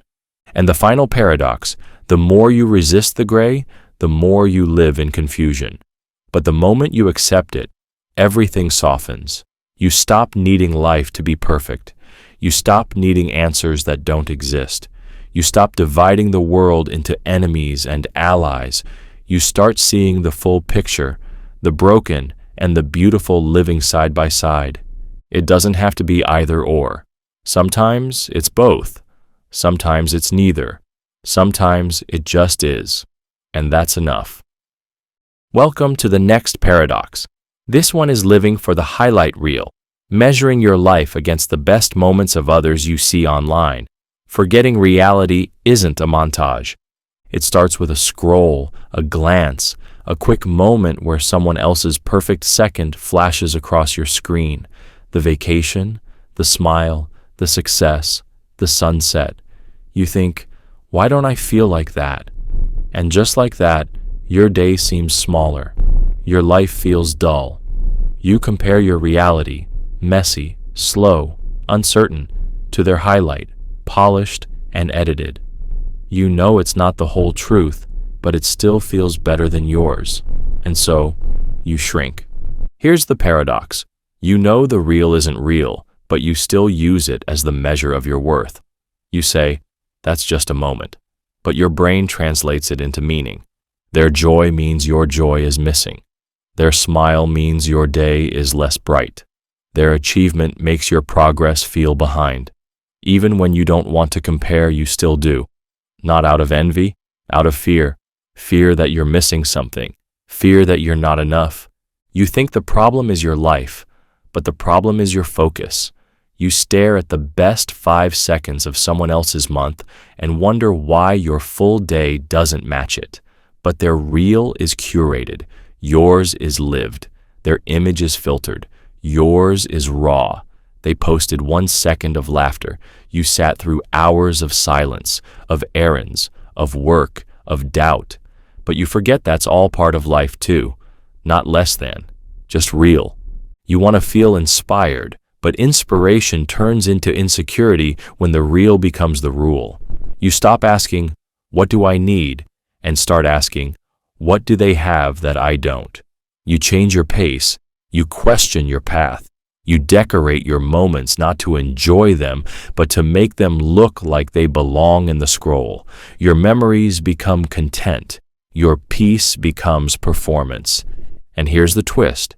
You start building your own highlight reel. Not to celebrate life, but to prove you're keeping up. You post the smile, not the stress. You share the win, not the waiting. You filter the light, hide the tears, caption the pain with a quote. You hope people see it and say, wow, look at them. And maybe they do. But now they're measuring themselves against your filtered moment, the same way you measured yourself against theirs. So the cycle grows. You think more likes will mean more value. But the more you get, the more you need. Because it's not really about the photo. It's about the fear that you're being left behind, that someone else is living a better version of the life you want. You don't want their moment. You want what you believe it means. Confidence, fulfillment, love, but those things don't live in pictures. They live in presence. And the cruelest part, the more you chase the highlight, the less you feel real. You live in snapshots. You wait for moments worth sharing, not worth experiencing. You measure a day by how it looks, not how it feels. You forget how to enjoy something unless it can be proven to others. You lose the quiet joys because you're chasing the loud ones. You thought you were documenting memories, but you were editing your life. And now when you look back, you don't remember the truth. You remember the version you posted, the one that got the comments, the one that looked clean, even if it felt complicated. You erased the depth. You kept the shine. And the deeper paradox, the more connected you are online, the more isolated you feel offline. You know what everyone's doing, but you don't feel part of it. You see it all, but experience less. You scroll for connection, but end up lonelier. Because real connection doesn't come from pictures. It comes from being where you are, fully, even when it's boring, even when it's messy. You forget that real life is slow. It's made of dishes and traffic and waiting rooms. It's made of awkward silences and small talks and ordinary mornings. It's not exciting all the time. It's not perfect angles and golden hours. And it's not supposed to be. Life happens in the in-between. But you're chasing moments that feel cinematic and judging yourself for not living in a movie. You thought the real would motivate you, but it turned into pressure, a silent weight, a quiet voice saying, "You should be doing more. You should be happier. You should be like them." And now, even when you rest, you feel guilty. Even when you're doing well, it doesn't feel like enough, because you're not comparing your life to a real standard. You're comparing it to a highlight. And still, you keep scrolling. Not because you want to feel bad, but because you want to feel something. You're looking for joy, for beauty, for proof that life can be magical. But the irony is, that magic already exists, just not in the way the screen shows it. It exists in unfiltered moments, in laughter with no camera, in tears that don't need to be explained, in silence that doesn't need to be filled. You don't need a better-looking life. You need a better-feeling one. One where you stop judging yourself by snapshots and start noticing the full story. The quiet growth, the real friendships, the mornings that start slow, the progress no one sees, the courage it takes to live without always needing proof. And the final paradox, the moment you stop living for the highlight reel, your life starts to feel more alive.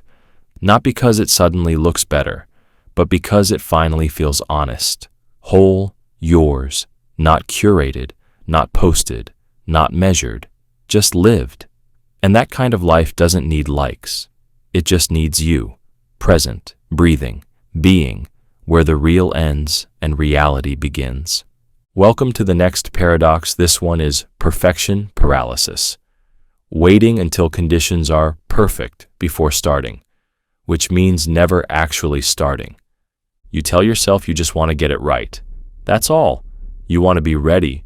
You want things to line up, the timing, the tools, the confidence, the clarity. You say, not now, but soon. And soon becomes someday, and someday becomes never. Not because you don't care, not because you're lazy, but because you've convinced yourself that doing it wrong is worse than not doing it at all. Here's the paradox. By waiting for the perfect moment, you miss every real one. You stay stuck, not because you can't begin, but because you think beginning without perfection is failure. You believe your first try should look like someone else's final product. You think effort only matters when it's flawless, so you delay, you tweak, you plan endlessly, but planning without action becomes fear in disguise. You say you're being patient, careful, smart, but what you're really doing is hiding behind the idea that more time equals better results. But more time without motion just makes the fear grow stronger. You rehearse the thing in your mind over and over until it becomes too big, too heavy, too risky. You don't avoid the task. You build a wall around it and call it preparation. You want it to be good. That's natural, but perfection is not a standard. It's a trap. It keeps moving. The more you chase it, the further it gets. You write a sentence and delete it. You make a plan and toss it. You wait for the spark, the sign, the certainty, but nothing ever feels like enough.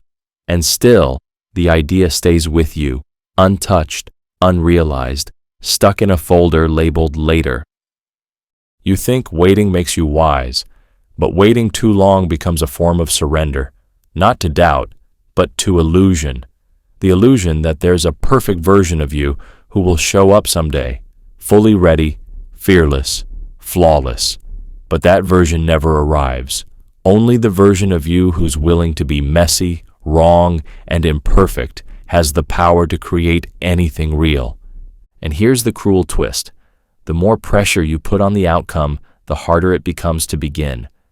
Because now it's not just a task, it's a test of your worth, your identity, your value. You say, if I do this, it has to be amazing. But amazing comes later. It comes from the doing, not the waiting. You don't get skill from standing still. You get it from starting badly and staying in the game. You look at others who are doing the thing and you think they must have started perfectly. But they didn't. They started unsure, clumsy, unready, and they kept going. But you only see the polished version. You compare your invisible first try to their visible hundredth. You call it logic, but it's judgment. You give yourself rules that no one else had to follow. You think perfection will protect you, that if it's flawless, no one can criticize it. But the truth is, perfection doesn't silence judgment. It just delays exposure. You fear being seen before it's ready, but being seen is the only way it gets better. The only way to grow is to go, to stumble, to try, to face the thing instead of perfecting the idea of it forever.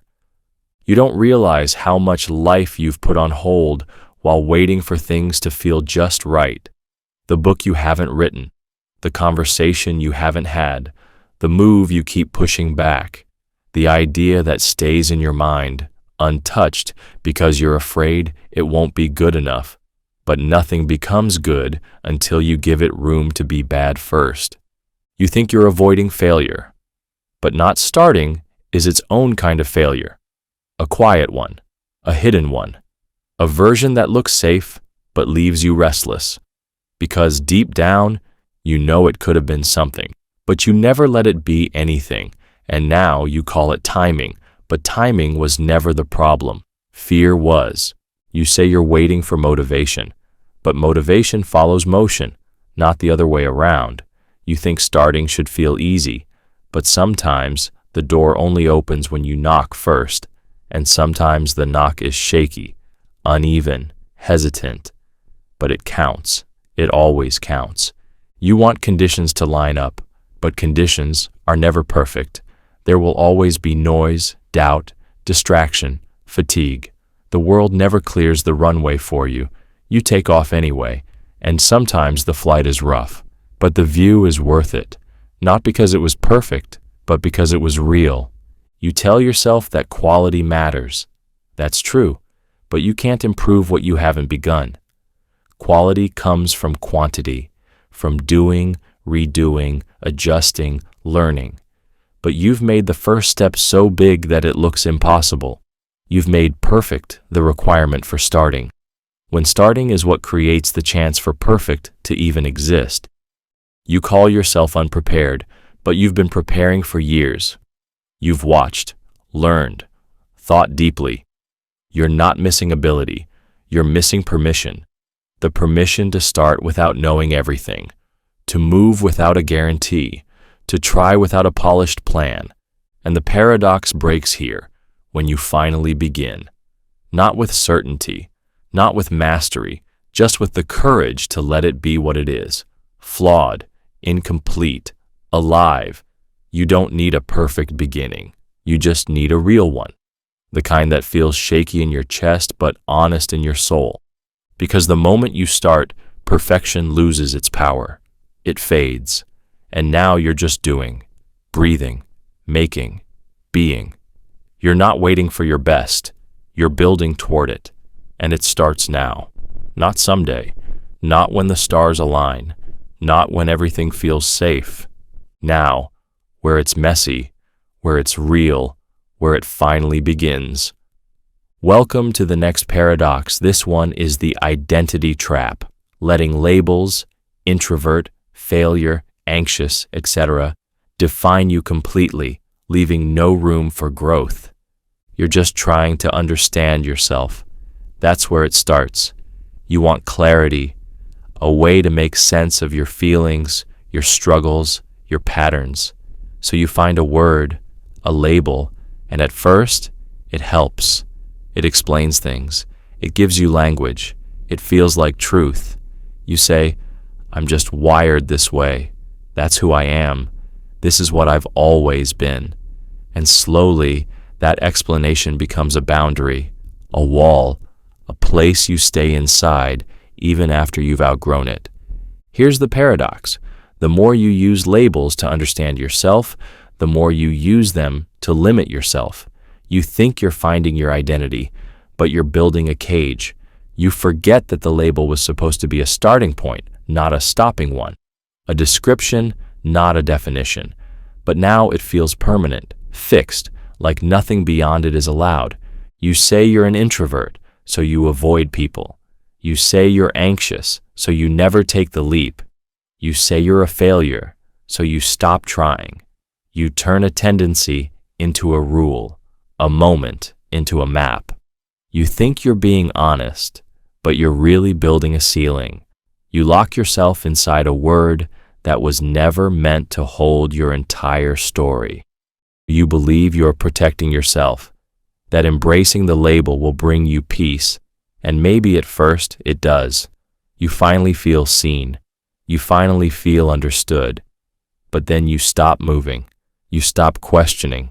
You stop wondering who else you could become. You say, "This is just who I am."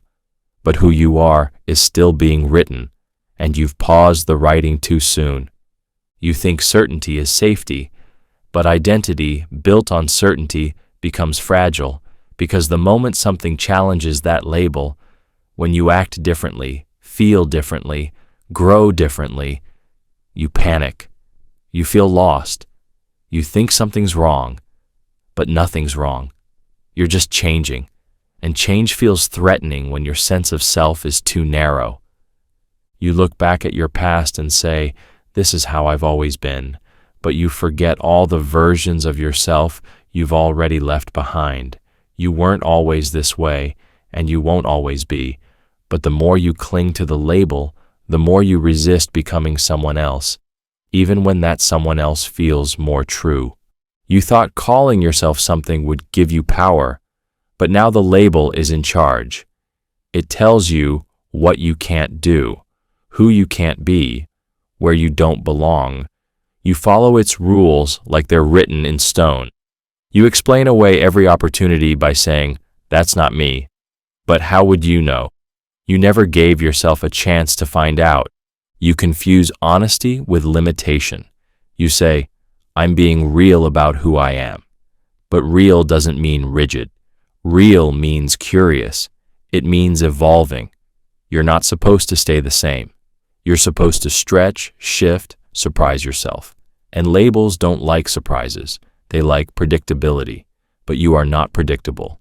You are possibility, unfolding. You wear your identity like armor. It protects you, but it also weighs you down. You use it to explain why you're stuck instead of using it to understand how to move forward. You say, "I've always been like this," but maybe that's only because you keep telling yourself the same story. And here's the strange part. The label might be true, but only partly. You might be introverted, but that doesn't mean you hate people. You might feel anxious, but that doesn't mean you're broken. You might have failed, but that doesn't mean you are a failure. The problem isn't the word. It's the way you hold it. Like it's all of you. Like it's final. You stop asking deeper questions. You stop exploring edges. You stop trying new things that might prove the label wrong, because proving it wrong feels like betrayal. But it's not. It's growth. It's you stepping out of a shell that used to fit, but doesn't anymore. You think shedding a label means losing yourself. But maybe it means finding more of yourself. Maybe it means saying, "This is part of me, but not the whole." Maybe it means allowing space for contradiction, for change, for chapters that look nothing like the last. The world tells you to define yourself quickly, to pick a lane, to know who you are and stay consistent. But growth isn't consistent. Healing isn't consistent. You can be quiet one year and bold the next. You can be unsure today and confident tomorrow. You're not lying when you change, you're living. You keep trying to prove your identity to others. You stay inside the box because it's what they expect. You don't want to confuse them. You don't want to confuse yourself. But clarity isn't found in staying still. It's found in movement. You don't find out who you are by repeating the same patterns. You find out by taking risks, even the risk of being wrong about yourself. And here's the twist. Even your deepest traits can shift. Even your core can soften or strengthen. Your story can evolve without erasing your truth. You are not betraying your past when you become something more. You are honoring it by using it as a foundation, not a prison. You don't have to drop every label, but you don't have to obey them either. You can hold them loosely. You can say, "This fits me right now," and still leave room for the next version. You can be both familiar and new, both known and surprising, both growing and grounded. The final paradox: the moment you stop needing the label to define you, you start becoming more of who you really are, not less defined, more alive, not boxed in, wide open. You stop being a sentence and become a story again, a moving one, an honest one that doesn't need a label to be valid, because you were never meant to be summed up. You were meant to be discovered again and again.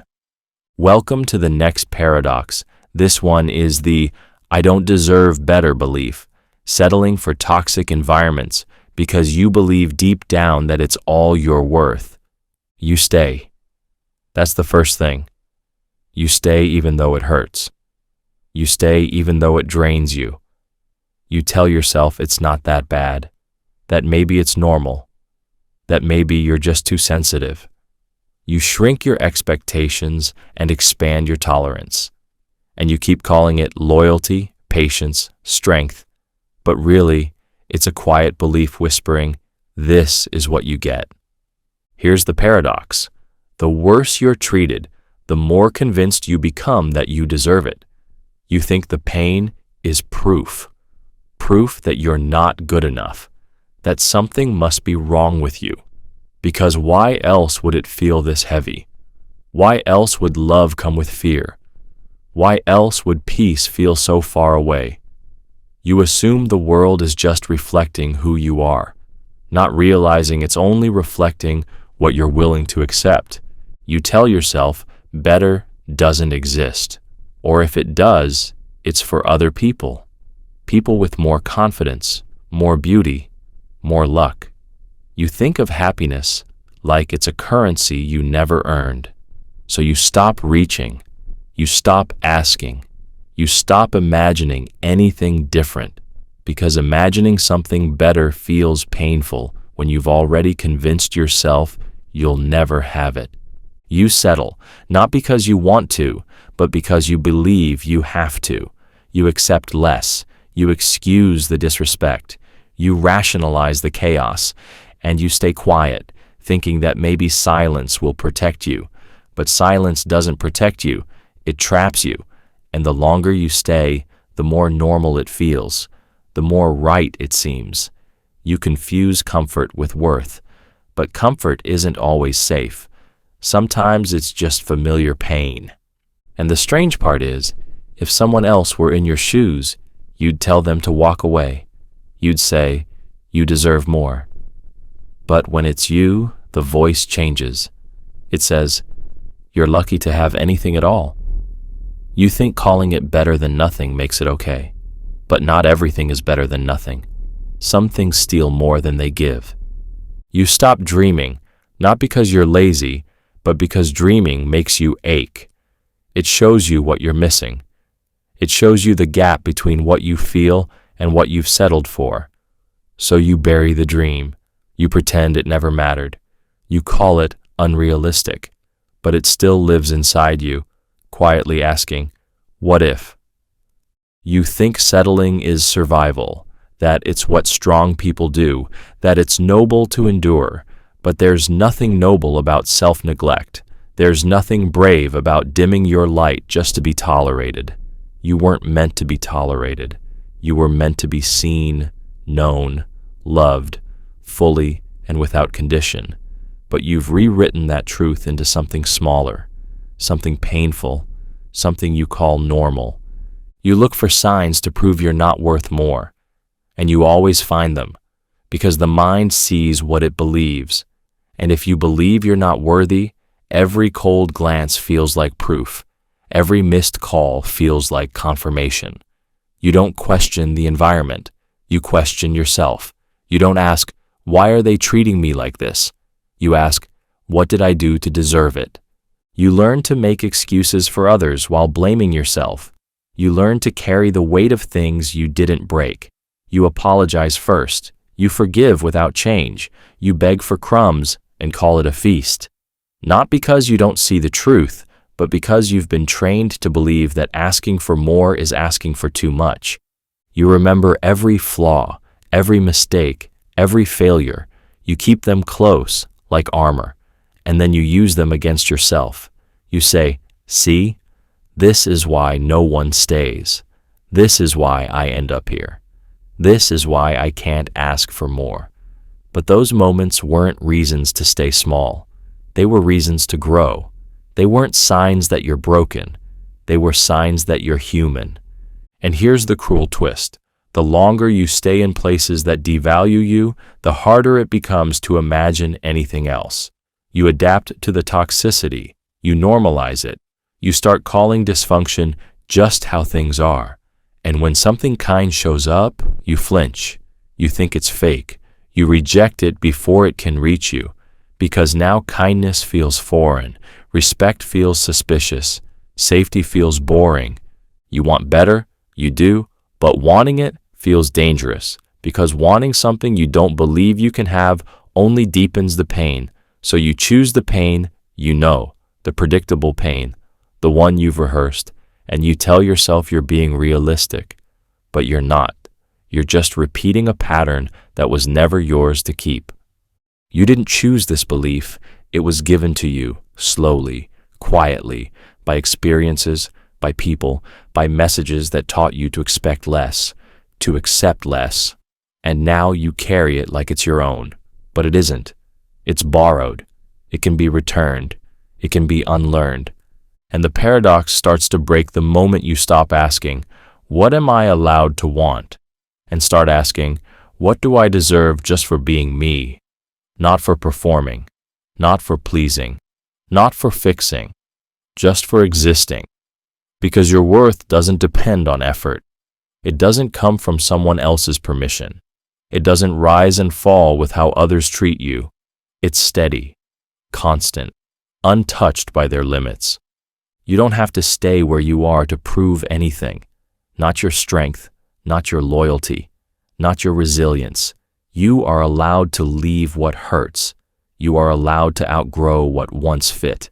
You are allowed to believe in a future that doesn't match your past. And the final paradox, the moment you stop settling because you think it's all you're worth, you begin to rise. Not because something outside you changes, but because you finally see what was always true. That you were never meant to beg for peace. That you were never meant to shrink for love. That you were never meant to stay small in a life that's waiting for you to expand. You don't need to earn better, you just need to remember you already deserve it. Welcome to the next paradox. This one is rescuing others to avoid your own pain. Obsessing over fixing people as a distraction from your unresolved issues. You want to help. That's how it begins. You see someone hurting and your heart moves fast.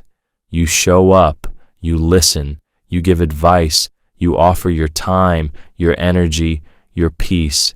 You call it love, you call it care. But underneath it, something else is happening. You're not just helping them, you're avoiding you. You're fixing others because facing your own pain feels harder. Here's the paradox. The more you try to rescue someone else, the more lost you become in your own life. You think their problems are urgent, but what's really urgent is your need to look away from your own wounds. You think healing them will bring you peace, but it just delays the moment you'll have to sit with yourself. You say you're strong for others, but you haven't let yourself be soft for you. You hold space for their emotions while stuffing down your own. You cheer them through their storms while pretending you're not drowning too. You think this makes you selfless, but sometimes it's just another way to run, to hide, to stay distracted. You don't even realize you're doing it. You say, "They need me," and maybe they do, but why do you need to be needed so badly? Why does their chaos feel more manageable than your silence? Why do you pour yourself into their healing while ignoring the place inside you that's still bleeding? You thought fixing others would make you feel whole, but it only makes you more empty, because you keep giving pieces of yourself away without stopping to check if you're okay. You offer solutions, advice, encouragement, but only outward, never inward. And when they get better, or move on, or stop needing you, you feel lost again. Not because they're gone, but because now you're left with what you tried so hard to avoid, your own pain. You think your purpose is to save people, but saving them has become your shield. If they're broken, you don't have to look at your own cracks. If they're falling apart, you don't have to admit that you are too. You call it compassion, but it's also control, because focusing on their mess gives you a reason to ignore your own. You don't give yourself the same grace. When they cry, you comfort. When you cry, you push it down. When they're confused, you reassure. When you're confused, you blame yourself. You show up for them in ways you never show up for you. And the truth is, you're exhausted. Not just from carrying others, but from abandoning yourself over and over again. You think helping is healing, but helping can become a hiding place, a mask, a role. You become the fixer, the caretaker, the reliable one. And eventually, you forget how to be anything else. You build your identity around being their strength, and in doing so, you lose touch with your own softness, your own needs, your own truth. And here's the strange twist. You often pick people who don't want to be fixed, who resist your help, who drain you instead of rising with you, because something about that dynamic feels familiar, safe even. You say, if I can fix them, maybe I'll finally feel okay. But you won't, because their healing isn't your healing. Their breakthrough doesn't erase your pain. It only distracts you from it. You want to be needed because being needed feels like love, but needing to be needed becomes a trap. It keeps you stuck in other people's problems, trying to prove your worth by solving things that were never yours to solve.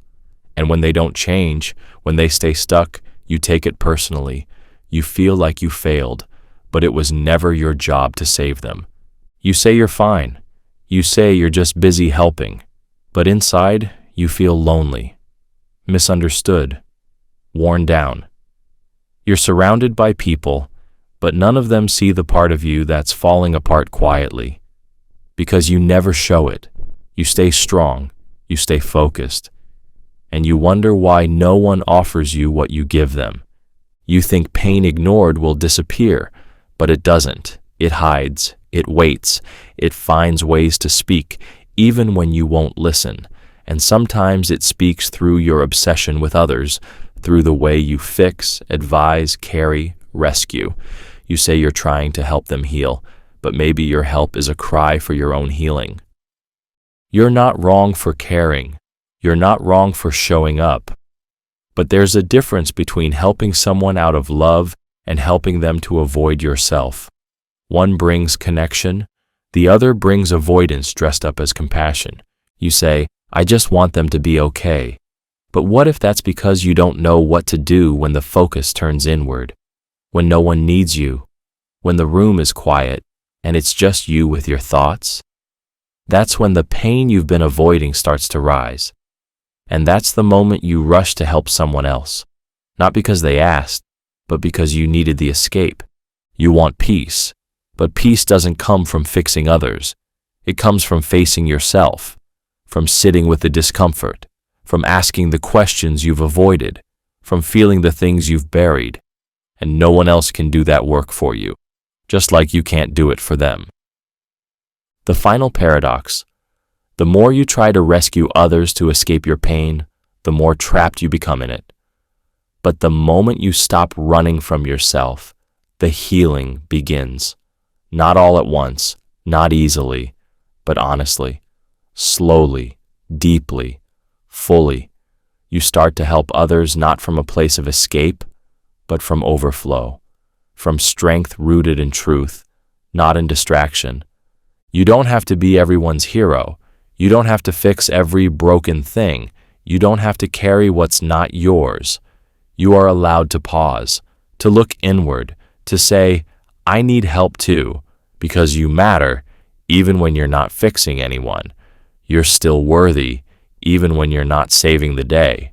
And the moment you rescue yourself, not from pain, but from pretending you don't feel it, is the moment everything starts to change. Welcome to the next paradox. This one is mental time travel. Constantly living in the past or future, never fully grounded in the now. You're always somewhere else. That's the first thing. You're walking through today, but your mind is stuck in yesterday or already racing into tomorrow. You replay conversations, you rewrite choices, you rehearse future disasters, or build imaginary success. You call it thinking, you call it planning, but most of the time, it's escaping. You're not living the moment you're in. You're just near it, passing through like a ghost. Here's the paradox. The more time you spend in the past or the future, the more life you miss in the only place it actually happens, the present. You think visiting those places gives you answers, that if you just think enough about what went wrong or what might go wrong, you'll finally feel better. But you never do.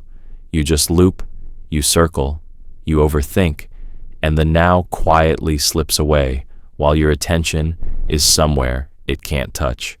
You go back in your head and try to fix what already happened. You wonder how you could have done it better, how they could have responded differently, how things could have unfolded if you were just smarter, braver, quicker. You carry regret like it's a responsibility. You say you're learning from it, but really, you're punishing yourself with it. You can't change the past, but you keep acting like maybe, just maybe, one more thought will unlock a way to undo it. Then you jump to the future. You imagine the best, or usually the worst. You build scenarios. You predict pain. You prepare for things that haven't even shown up yet. You think this makes you prepared, but it makes you anxious, because the future isn't here, and trying to live in it early only fills you with fear about things you can't control. And the twist is, you're doing both at once, flipping between memory and fantasy, guilt and worry, past and future. You leave today behind and stretch yourself thin between two places that don't even exist anymore, or yet. And you wonder why you feel tired. You wonder why you feel disconnected. You wonder why you feel like time is speeding up, slipping through your hands. But time isn't the problem. Attention is. You want peace, but you search for it in places peace can't live. The past already happened. The future hasn't arrived. But your mind keeps knocking on both doors, hoping something behind them will make right now feel better. You miss real smiles, soft moments, small joys, because you're not present for them. You're stuck thinking about what they mean, or how long they'll last, or if they'll ever come again. You say, I'm just being thoughtful. But thinking too much about anything that isn't happening right now turns into distance, and distance turns into emptiness. You can be surrounded by love, laughter, and light, and still feel like you're somewhere far away, because you are. Your body's here, but your mind is on a timeline that doesn't match. And here's the strange part. The more you try to mentally fix the past or plan the future, the more powerless you feel, because nothing ever feels certain, nothing ever feels finished. You can't get the apology you wanted. You can't control the outcome you're afraid of. You sit with the scenes in your mind and try to rewrite them or get ahead of them, but they never settle. They keep spinning, and the present becomes harder to feel, harder to trust, harder to want. You think you're gaining control, but you're losing presence. You think you're solving something, but you're just feeding a loop. The mind loves movement, but movement without arrival is just running. You run backward, then forward, then backward again, and the now waits patiently, holding everything you've been asking for, but you never look it in the eye. You tell yourself that you'll be present once things make sense, once the past doesn't hurt, once the future feels safe, but neither will ever be fully under control. There's always another memory to untangle, another worry to solve, another event to fear or plan or imagine. So you stay stuck in between, telling yourself, soon I'll live, soon I'll be here. But soon is just a story you tell to justify staying lost. And even when the future arrives, you're not there for it, because now you're thinking about what comes next. The joy fades fast, the peace is short, not because it isn't real, but because you won't let yourself live inside it. You treat every good moment like it's temporary, like it's something to prepare to lose, and by preparing to lose it, you never fully receive it. You want to feel alive, but you're only fully alive when you're fully here. And being here requires trust. Trust that this moment is enough, that it doesn't have to be perfect, that you don't have to solve your entire life before enjoying one simple breath. And the paradox breaks the moment you pause, really pause, when you feel the chair beneath you, the air in your lungs, the sound around you, when you let yourself be exactly where you are without trying to be anywhere else. That's not giving up. That's waking up. You're not your past. You're not your future. You're not the thoughts you keep spinning through. You're the one noticing them, and you have the power to return, again and again, to this second, this space, this now, because the present is the only place where you can change anything, the only place where peace can land, the only place where life actually feels like life, not a memory, not a maybe, but a heartbeat, a step, a chance. Welcome to the next paradox. This one is thinking success is linear, believing progress should be smooth, and when it's not, thinking you've failed entirely. You start something with hope. You imagine the path clearly. You'll move step by step, each one higher, each one cleaner, each one better than the last. You think it'll make sense. That progress will feel like rising, like climbing steadily with no stumbles. You think success is a straight road, and when it's not, when it curves, drops, or spins you in circles, you start to believe something's gone wrong, not with the path, but with you. Here's the paradox. The more you expect progress to be smooth, the more discouraged you feel when it isn't. You take one step forward and 2 steps back, and suddenly you forget the first step even happened. You don't see growth. You only see the fall.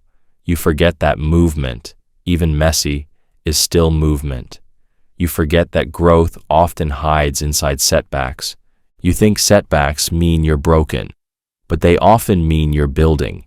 You think doubt means you're off course, but sometimes doubt is part of the course. You think pain means you're failing, but pain is often proof you're stretching. You want the path to be clear, but progress isn't a line. It's a storm, a climb, a collapse, a recovery.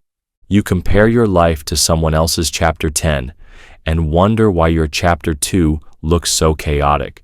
You measure your day by results and forget that most growth doesn't show up in numbers. It shows up in resilience, in the moment you wanted to quit but didn't, in the work you did that no one saw, in the effort that felt invisible but kept you going anyway. You try once, and if it doesn't work, you call it failure. You expect mastery before you've earned consistency. You forget that even those who seem like they've made it fell down 1,000 times. But you don't see their stumbles. You only see their highlight. So you expect your progress to match their perfection, and when it doesn't, you shrink. You start something new, full of energy. Then it gets hard. Then it gets boring. Then it gets uncertain. And you think, maybe this isn't for me. But that's just how it goes. The dip, the stall, the confusion. It's not a sign to stop. It's a sign that you're right on time. Because every real journey looks wrong before it feels right. You look at the line on the graph and expect it to rise evenly, but the line never rises like that. It dips, it flattens, it spikes, it crashes, and through all that chaos, you're still growing. You're learning through mistakes, through restarts, through days that feel pointless but plant something deep. You want results, But growth starts slow. You don't see it until much later, like a seed in the ground.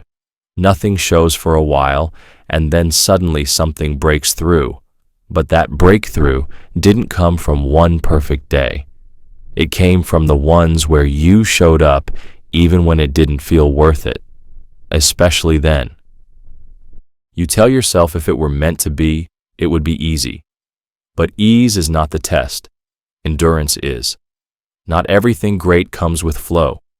Sometimes the best things are built through resistance, doubt, and failure. You're waiting for a sign. But sometimes the sign is simply that you haven't quit. You think you need to go fast. But speed isn't success, direction is. And sometimes going slow is the best pace, because slow lets you learn, slow keeps you steady, slow lets the lessons sink in so the growth can last. But if you rush it, you miss the roots. You build something that looks strong but collapses at the first shake. You look at the past and judge yourself. You say, I should be further by now. But further compared to what? Compared to who? You're not late.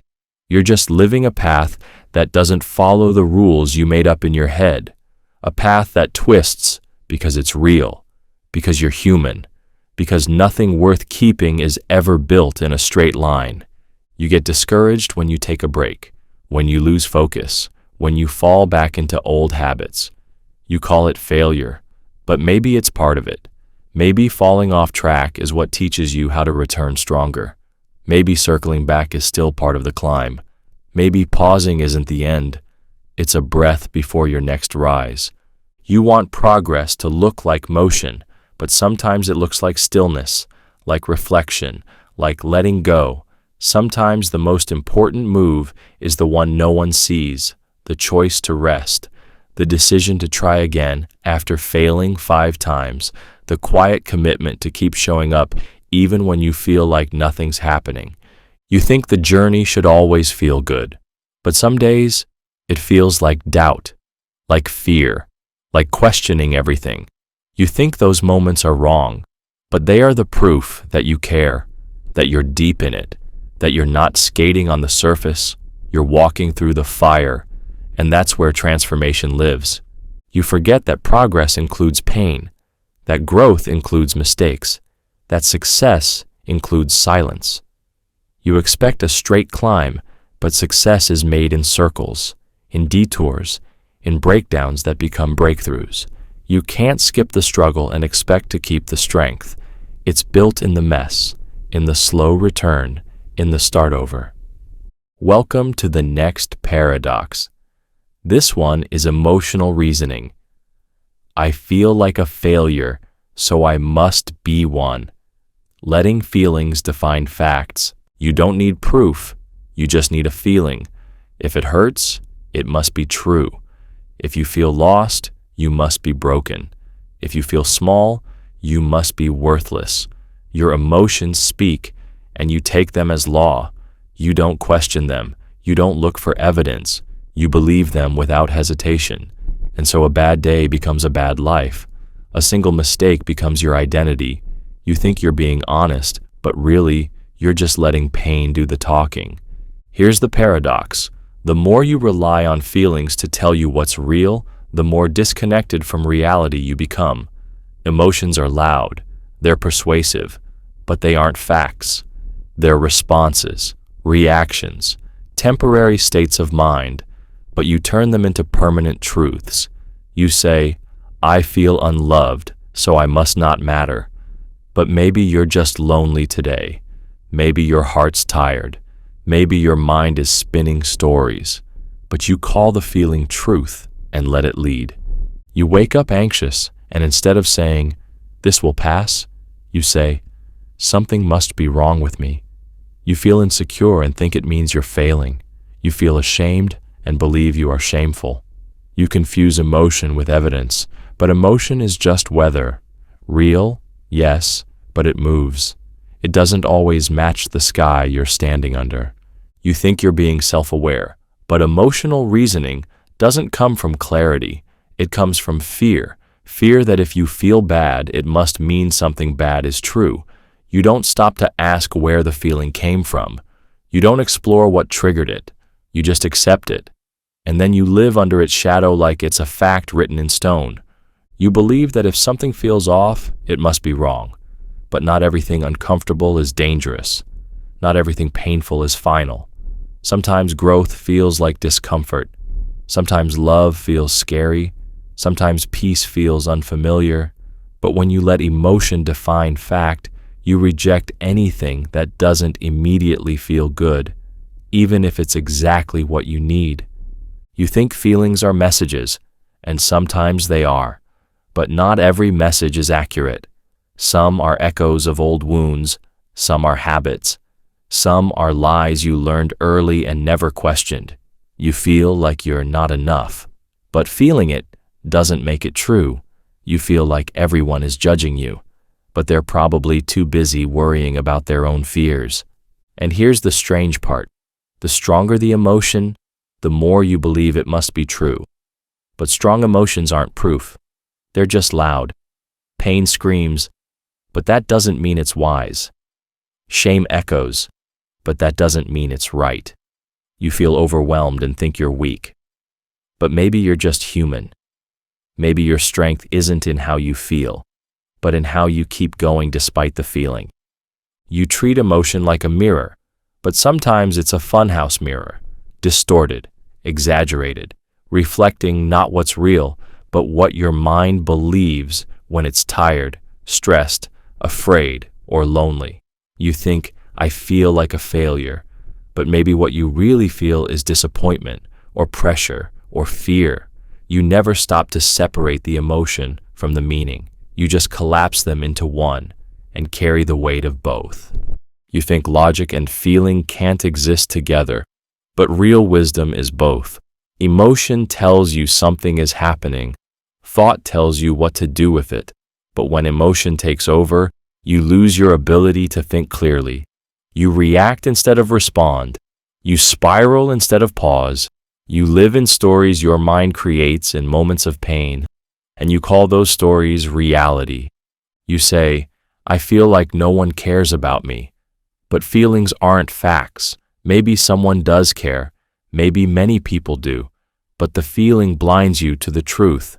You say, I feel like I'm falling behind.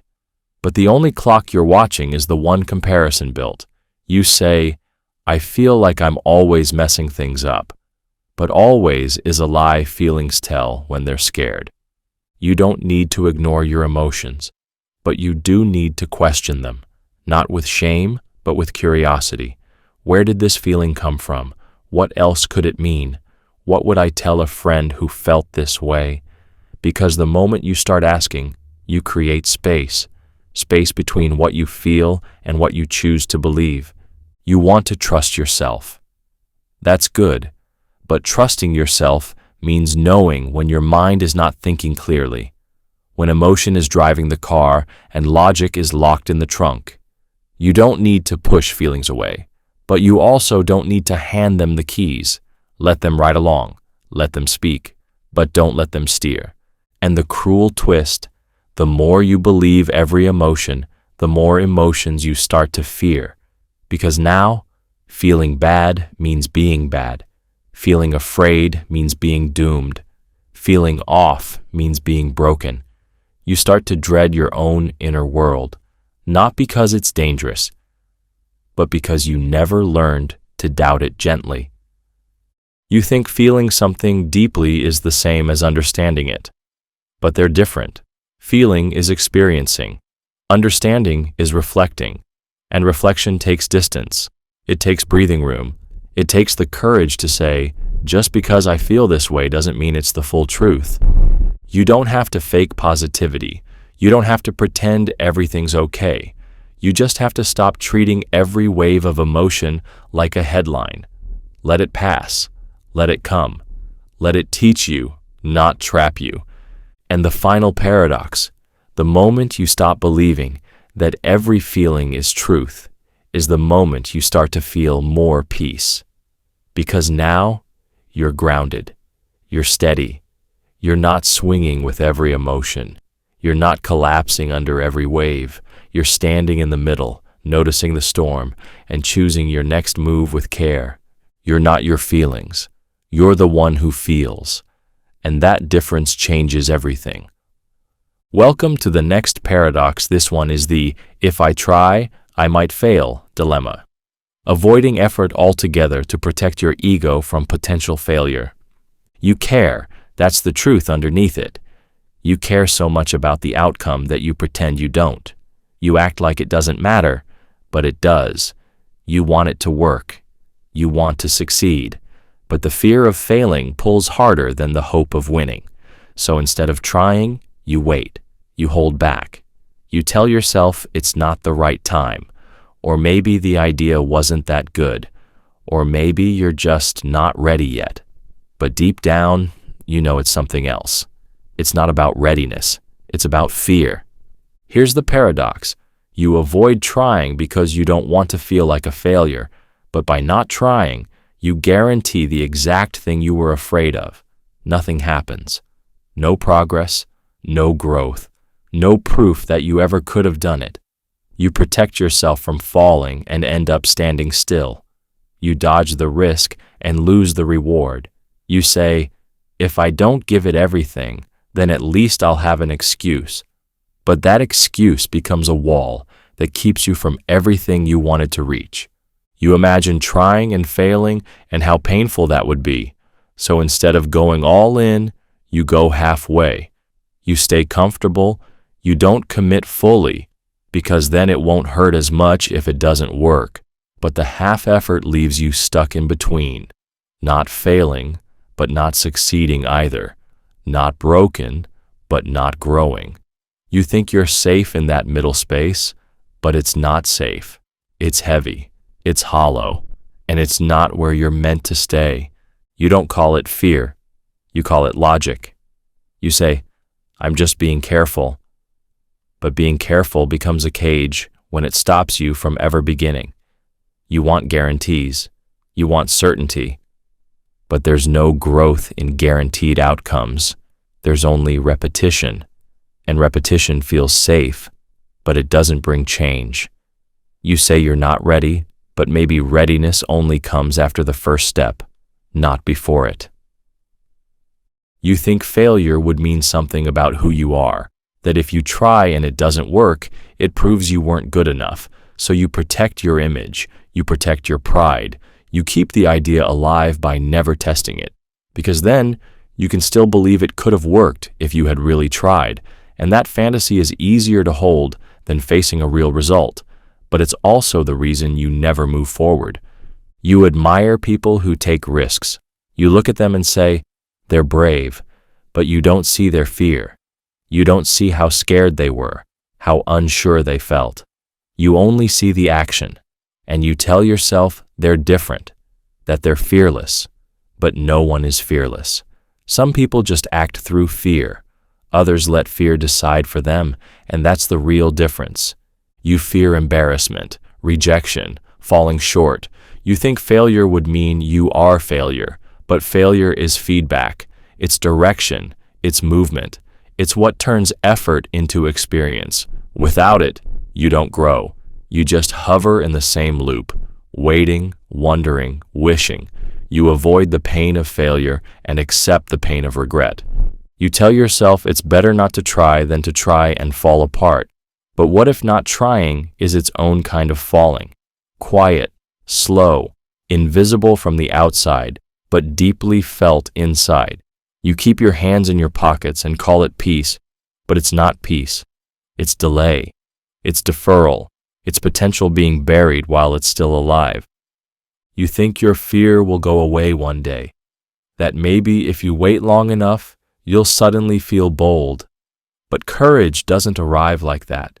Courage is built in action, in risk, in falling and rising again. You don't become brave by thinking. You become brave by doing, scared. You say, "What if I try and it fails?" But also ask, "What if I try and it works?" What if the moment you let go of perfection, you find progress? What if the stumble leads to strength? What if the attempt opens doors that staying still Never could. You won't know. Because you've made comfort your priority, not change. And here's the sharp twist. The longer you wait, the heavier it feels to try. Because now you've built the idea up in your head. Now there's pressure. Now it feels like it has to be perfect. But the longer you wait, the harder it becomes to remember why you wanted it in the first place. The dream turns into dread. The possibility turns into fear. And still, you wait. You avoid trying because you think you're protecting yourself from failure. But really, you're protecting your fear, giving it power, feeding it every day you don't move. You're not staying still because it's safe. You're staying still because it's familiar. And familiar can feel like home, even when it hurts. You want change, but change doesn't come without risk, without effort, without the possibility that it might not work the first time, or the second, or the fifth. But each time you learn. Each time you build something, confidence, clarity, strength. Trying is the only way forward. There's no shortcut around the fear. There's only the way through it. And the final paradox, the moment you stop avoiding effort is the moment failure starts to lose its power. Because now, it's not about the outcome. It's about the honesty of showing up, the courage of trying, the freedom of knowing you gave your full self to something real. You stop measuring success by perfection and start measuring it by truth. You stop hiding. You start building. You stop rehearsing failure and start writing a new chapter. You try. You fall. You try again. And that becomes your strength. Not that you were perfect from the start, but that you weren't afraid to begin. Welcome to the next paradox. This one is negativity bias, giving far more weight to one criticism than to 10 compliments. You hear 10 good things and one bad thing, and the one bad thing is the one you carry. It echoes louder. It sticks deeper. It follows you home. Someone says you're kind, smart, talented, funny.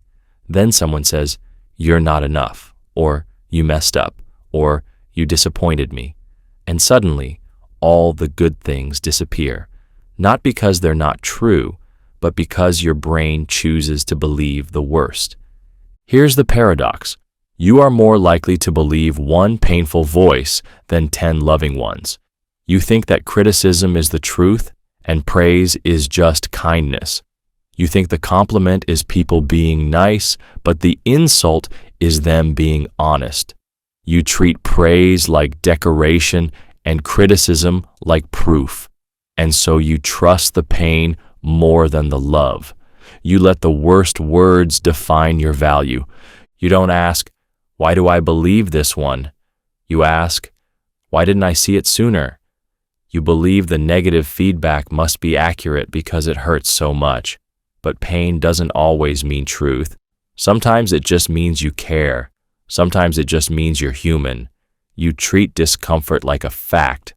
But sometimes discomfort is just your fear being touched, not your worth being questioned.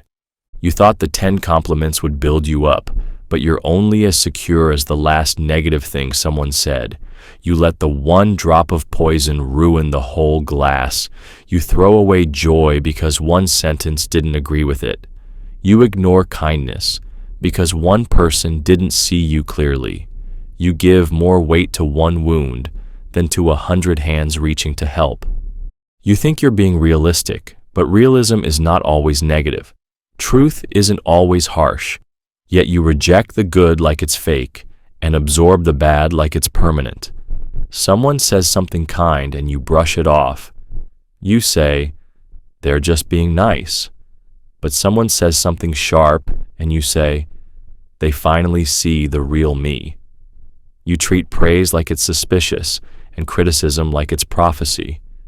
You carry old words in your chest, things said to you years ago, words that still sting even though they were never meant to define you. You let them shape your identity, not because they're more valid, but because they're easier to believe. You let your mind gather every bad thing you've heard and stack it like evidence.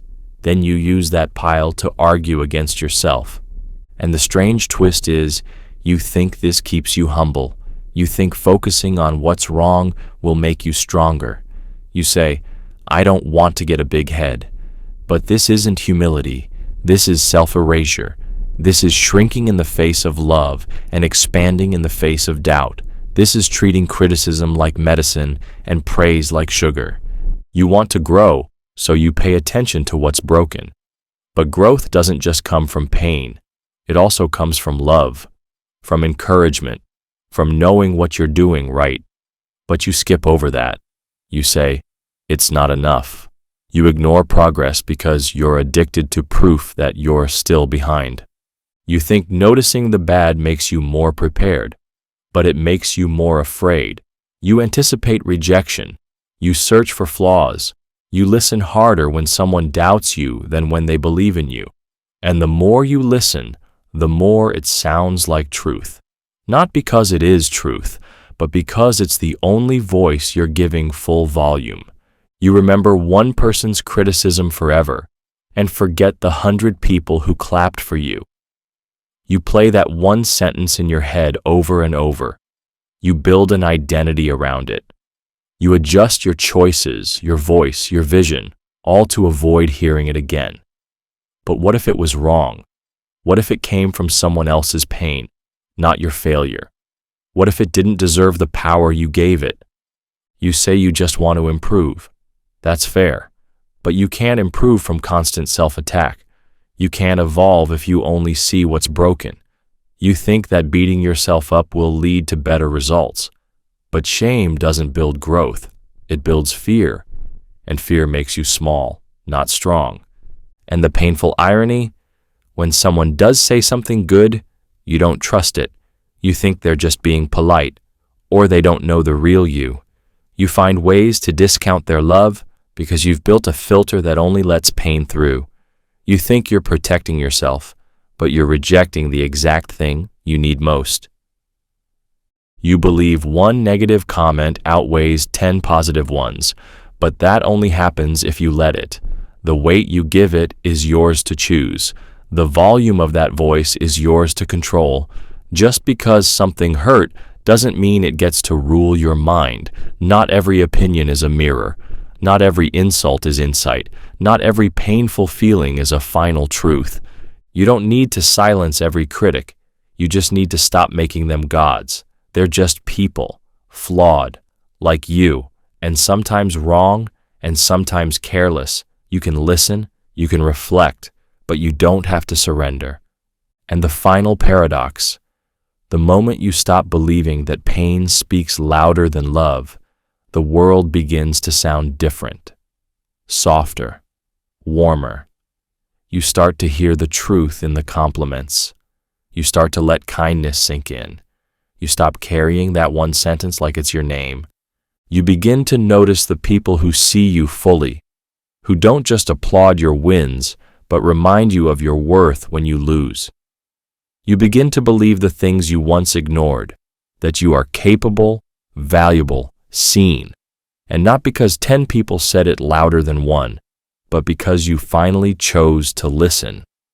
Welcome to the next paradox. This one is believing you're behind in life, measuring yourself against arbitrary timelines like marriage, wealth, or status. You wake up and feel like you're late, not late to anything specific, just late to life itself, like you missed a bus no one told you was leaving. You scroll through people's updates, announcements, pictures. They're building families, buying homes, launching businesses. And you look at yourself and think, I should be further. You feel behind, not because something is wrong, but because someone else appears to be ahead. Here's the paradox. The more you measure your life against someone else's timeline, the more you lose track of your own. You start racing toward checkpoints that were never meant for you. You think life has a schedule, a calendar, a clock, and if you don't hit the milestones on time, you've failed. But time isn't a competition, and growth doesn't follow a script. You think you're behind, but behind what? Behind who? There's no universal pace. No master list, just pressure created by comparison. You take someone else's story, their highlight reel, and use it to judge your journey. You think their success means you're falling short. You think their joy means your time is running out. But clocks don't compare. Only people do. You say things like, I should have figured this out by now. I should already be married. I should have more money. But where did those expectations come from? Who wrote the rules? You never met the person who decided 30 is too late, or that success means a certain salary, or that love has to arrive by a certain age, but you still live by those rules, and they crush you. You forget that life unfolds differently for everyone. You forget that some people find their calling at 50. Some people fall in love at 60. Some people change paths at 40 and feel more alive than they ever did at 20. But you treat your journey like a race with fixed checkpoints. You think missing one means missing all. But life is not linear, and progress doesn't always look like arrival. Sometimes it looks like pausing. Sometimes it looks like starting over. You see friends getting promoted, getting engaged, moving abroad, and instead of feeling inspired, you feel like you're stuck, like everyone else got the map and you're wandering without direction. But they're wandering too. They just share the polished parts. You don't see their fear, their second-guessing, their quiet nights wondering if they're doing it right. You only see the celebrations, the achievements, the surface. So you compare your chaos to their curated moments and wonder why you don't feel like you're winning. You tell yourself you're not moving fast enough, but fast doesn't always mean right. Some people speed through life and miss the meaning. Some people move slowly and find depth. You think speed is progress. But sometimes rushing is just fear in disguise. You're not behind. You're just on a different road. And different doesn't mean late. It means yours. You think milestones are measurements, but they're not. They're moments. And moments come when they're ready, not when others expect them, not when social timelines say they should, but when life aligns, when growth prepares you, when the lesson lands. And sometimes, not reaching the milestone on time is what makes it meaningful when it finally arrives. You don't want to feel behind. You want to feel certain. You want to know you're doing okay, that you're not wasting time. But the more you chase certainty from the outside, the more uncertain you feel inside. You look for signs in everyone else's progress, but those signs weren't meant for you. You miss the clues in your own life because you're too busy watching theirs. You call it motivation, but sometimes it's just quiet panic. A sense that you are not enough because someone else achieved something you haven't. You turn their path into your pressure. You turn their timeline into your guilt. And you start running faster without asking where you're even going. But running fast in the wrong direction doesn't bring peace. It brings burnout. You think being behind is a fact, but it's a feeling. And feelings aren't always true. They come from thoughts. Thoughts shaped by culture, by stories, by comparison. If you never looked at someone else's life, would you still feel behind in yours? Or would you feel present? Would you feel curious? Would you feel more free? You think arriving late means missing out, but sometimes arriving late means arriving ready, arriving whole, arriving after learning everything you needed to learn along the way. You don't need to rush toward life. Life isn't leaving without you. It's waiting. It's unfolding. It's responding to the pace that's meant for you. You're not behind if you're still becoming. You're not late if you're still learning. You're not lost if you're still listening. Growth doesn't scream. It whispers. It nudges. It moves slowly, sometimes silently, and that's okay. The world wants loud results, but your soul wants quiet truth. And sometimes that truth only comes when you step off the timeline and walk at your own rhythm. You look for certainty in milestones, but certainty comes from alignment, from knowing what matters to you and building a life around it. And that kind of life doesn't need to match anyone else's. It doesn't need applause. It just needs honesty. Your honesty. Not about what you should have done by now, but about what still calls to you, what still lights you up, what still feels real. And the final paradox, the moment you stop trying to catch up is the moment you begin to feel like you're right on time. Because now, the timeline isn't running your life. You are. The pressure fades, the shame lifts, the path clears, and you realize you were never behind. You were just comparing your beginning to someone else's middle. You were just looking sideways when you needed to look within. Life isn't a race. It's a rhythm. And your rhythm is not too slow. It's just yours. The inversion reflex. This trap begins when you start noticing how often you do things just to avoid being manipulated. You second-guess praise. Was it genuine or a setup? You question criticism. Was it helpful or controlling? You hear advice and instantly invert it. What do they gain if I listen? This creates the inversion reflex. You begin rejecting anything that isn't your idea simply because it came from someone else. You feel clever, protected. No one can fool you if you never accept anything at face value. But then it deepens. You start doubting your own preferences. Did I really want this? Or did I just not want what they wanted? Eventually, you're not making choices. You're making anti-choices. Decisions driven by resistance, not desire. The trap is complete when the act of questioning becomes compulsive. Every interaction becomes a puzzle. Every compliment, a weapon. Every motive, suspect. You're not being manipulated anymore because you've become the manipulator, but of your own mind. The knowledge spiral. It begins innocently. You want to understand. A concept, a memory, a pattern. You read, you question, you dig deeper. And the deeper you go, the more complexity you uncover. Every answer creates 3 more questions. Every truth bends into contradiction. You realize there are layers beneath layers, and none of them are final.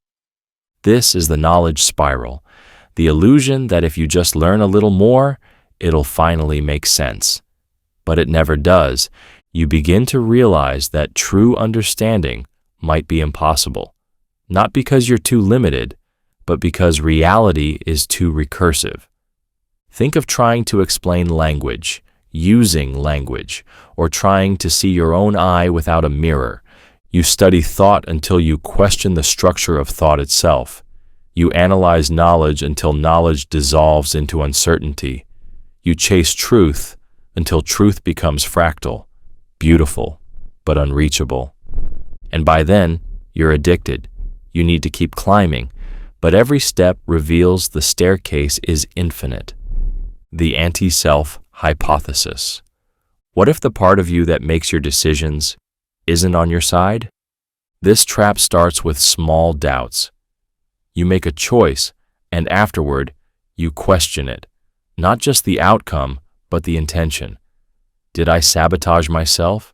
Did I pick this path because it's right, or because it's comfortable? The anti-self emerges when your inner voice splits into 2, the one that acts and the one that watches. And the one that watches doesn't trust the actor anymore. You start analyzing yourself like a stranger. Why did I say that? What am I avoiding? Am I pretending to care? The more self-aware you become, the more distant you feel from your own actions. You're not living. You're managing a puppet version of yourself, and every move it makes is suspect. Then comes the fatal twist. You begin to suspect that part of you wants you to fail, that your own habits were designed not to protect you, but to keep you small, that your routines, your rationalizations, even your ambitions are traps you built for yourself. And once you see your mind as an enemy hiding in your head, every thought becomes suspicious, including this one, the reverse spotlight. Imagine being on stage your entire life, but no one's watching you. This is the reverse spotlight, the illusion that people are thinking about you, judging you, reacting to your every move. But as you grow more self-aware, something darker settles in. You realize they weren't. You were always the center of your own stage, but to everyone else, you were just background noise. This flips your entire narrative. Every effort to impress, unnoticed. Every mistake you obsessed over, forgotten. Every performance, wasted on a non-existent audience. At first, it's liberating. You feel invisible, free, but then it sinks in. If no one's watching, what's the point? Your life becomes an echo chamber. You start replaying your moments, not to be admired, but to justify them. You become your own witness, your own critic, your own fan base, and your own ghost, and you can never go back. Once you truly grasp how little people notice you, you stop trying to be seen. But the tragedy isn't that no one was watching. It's that you performed anyway, and you still are.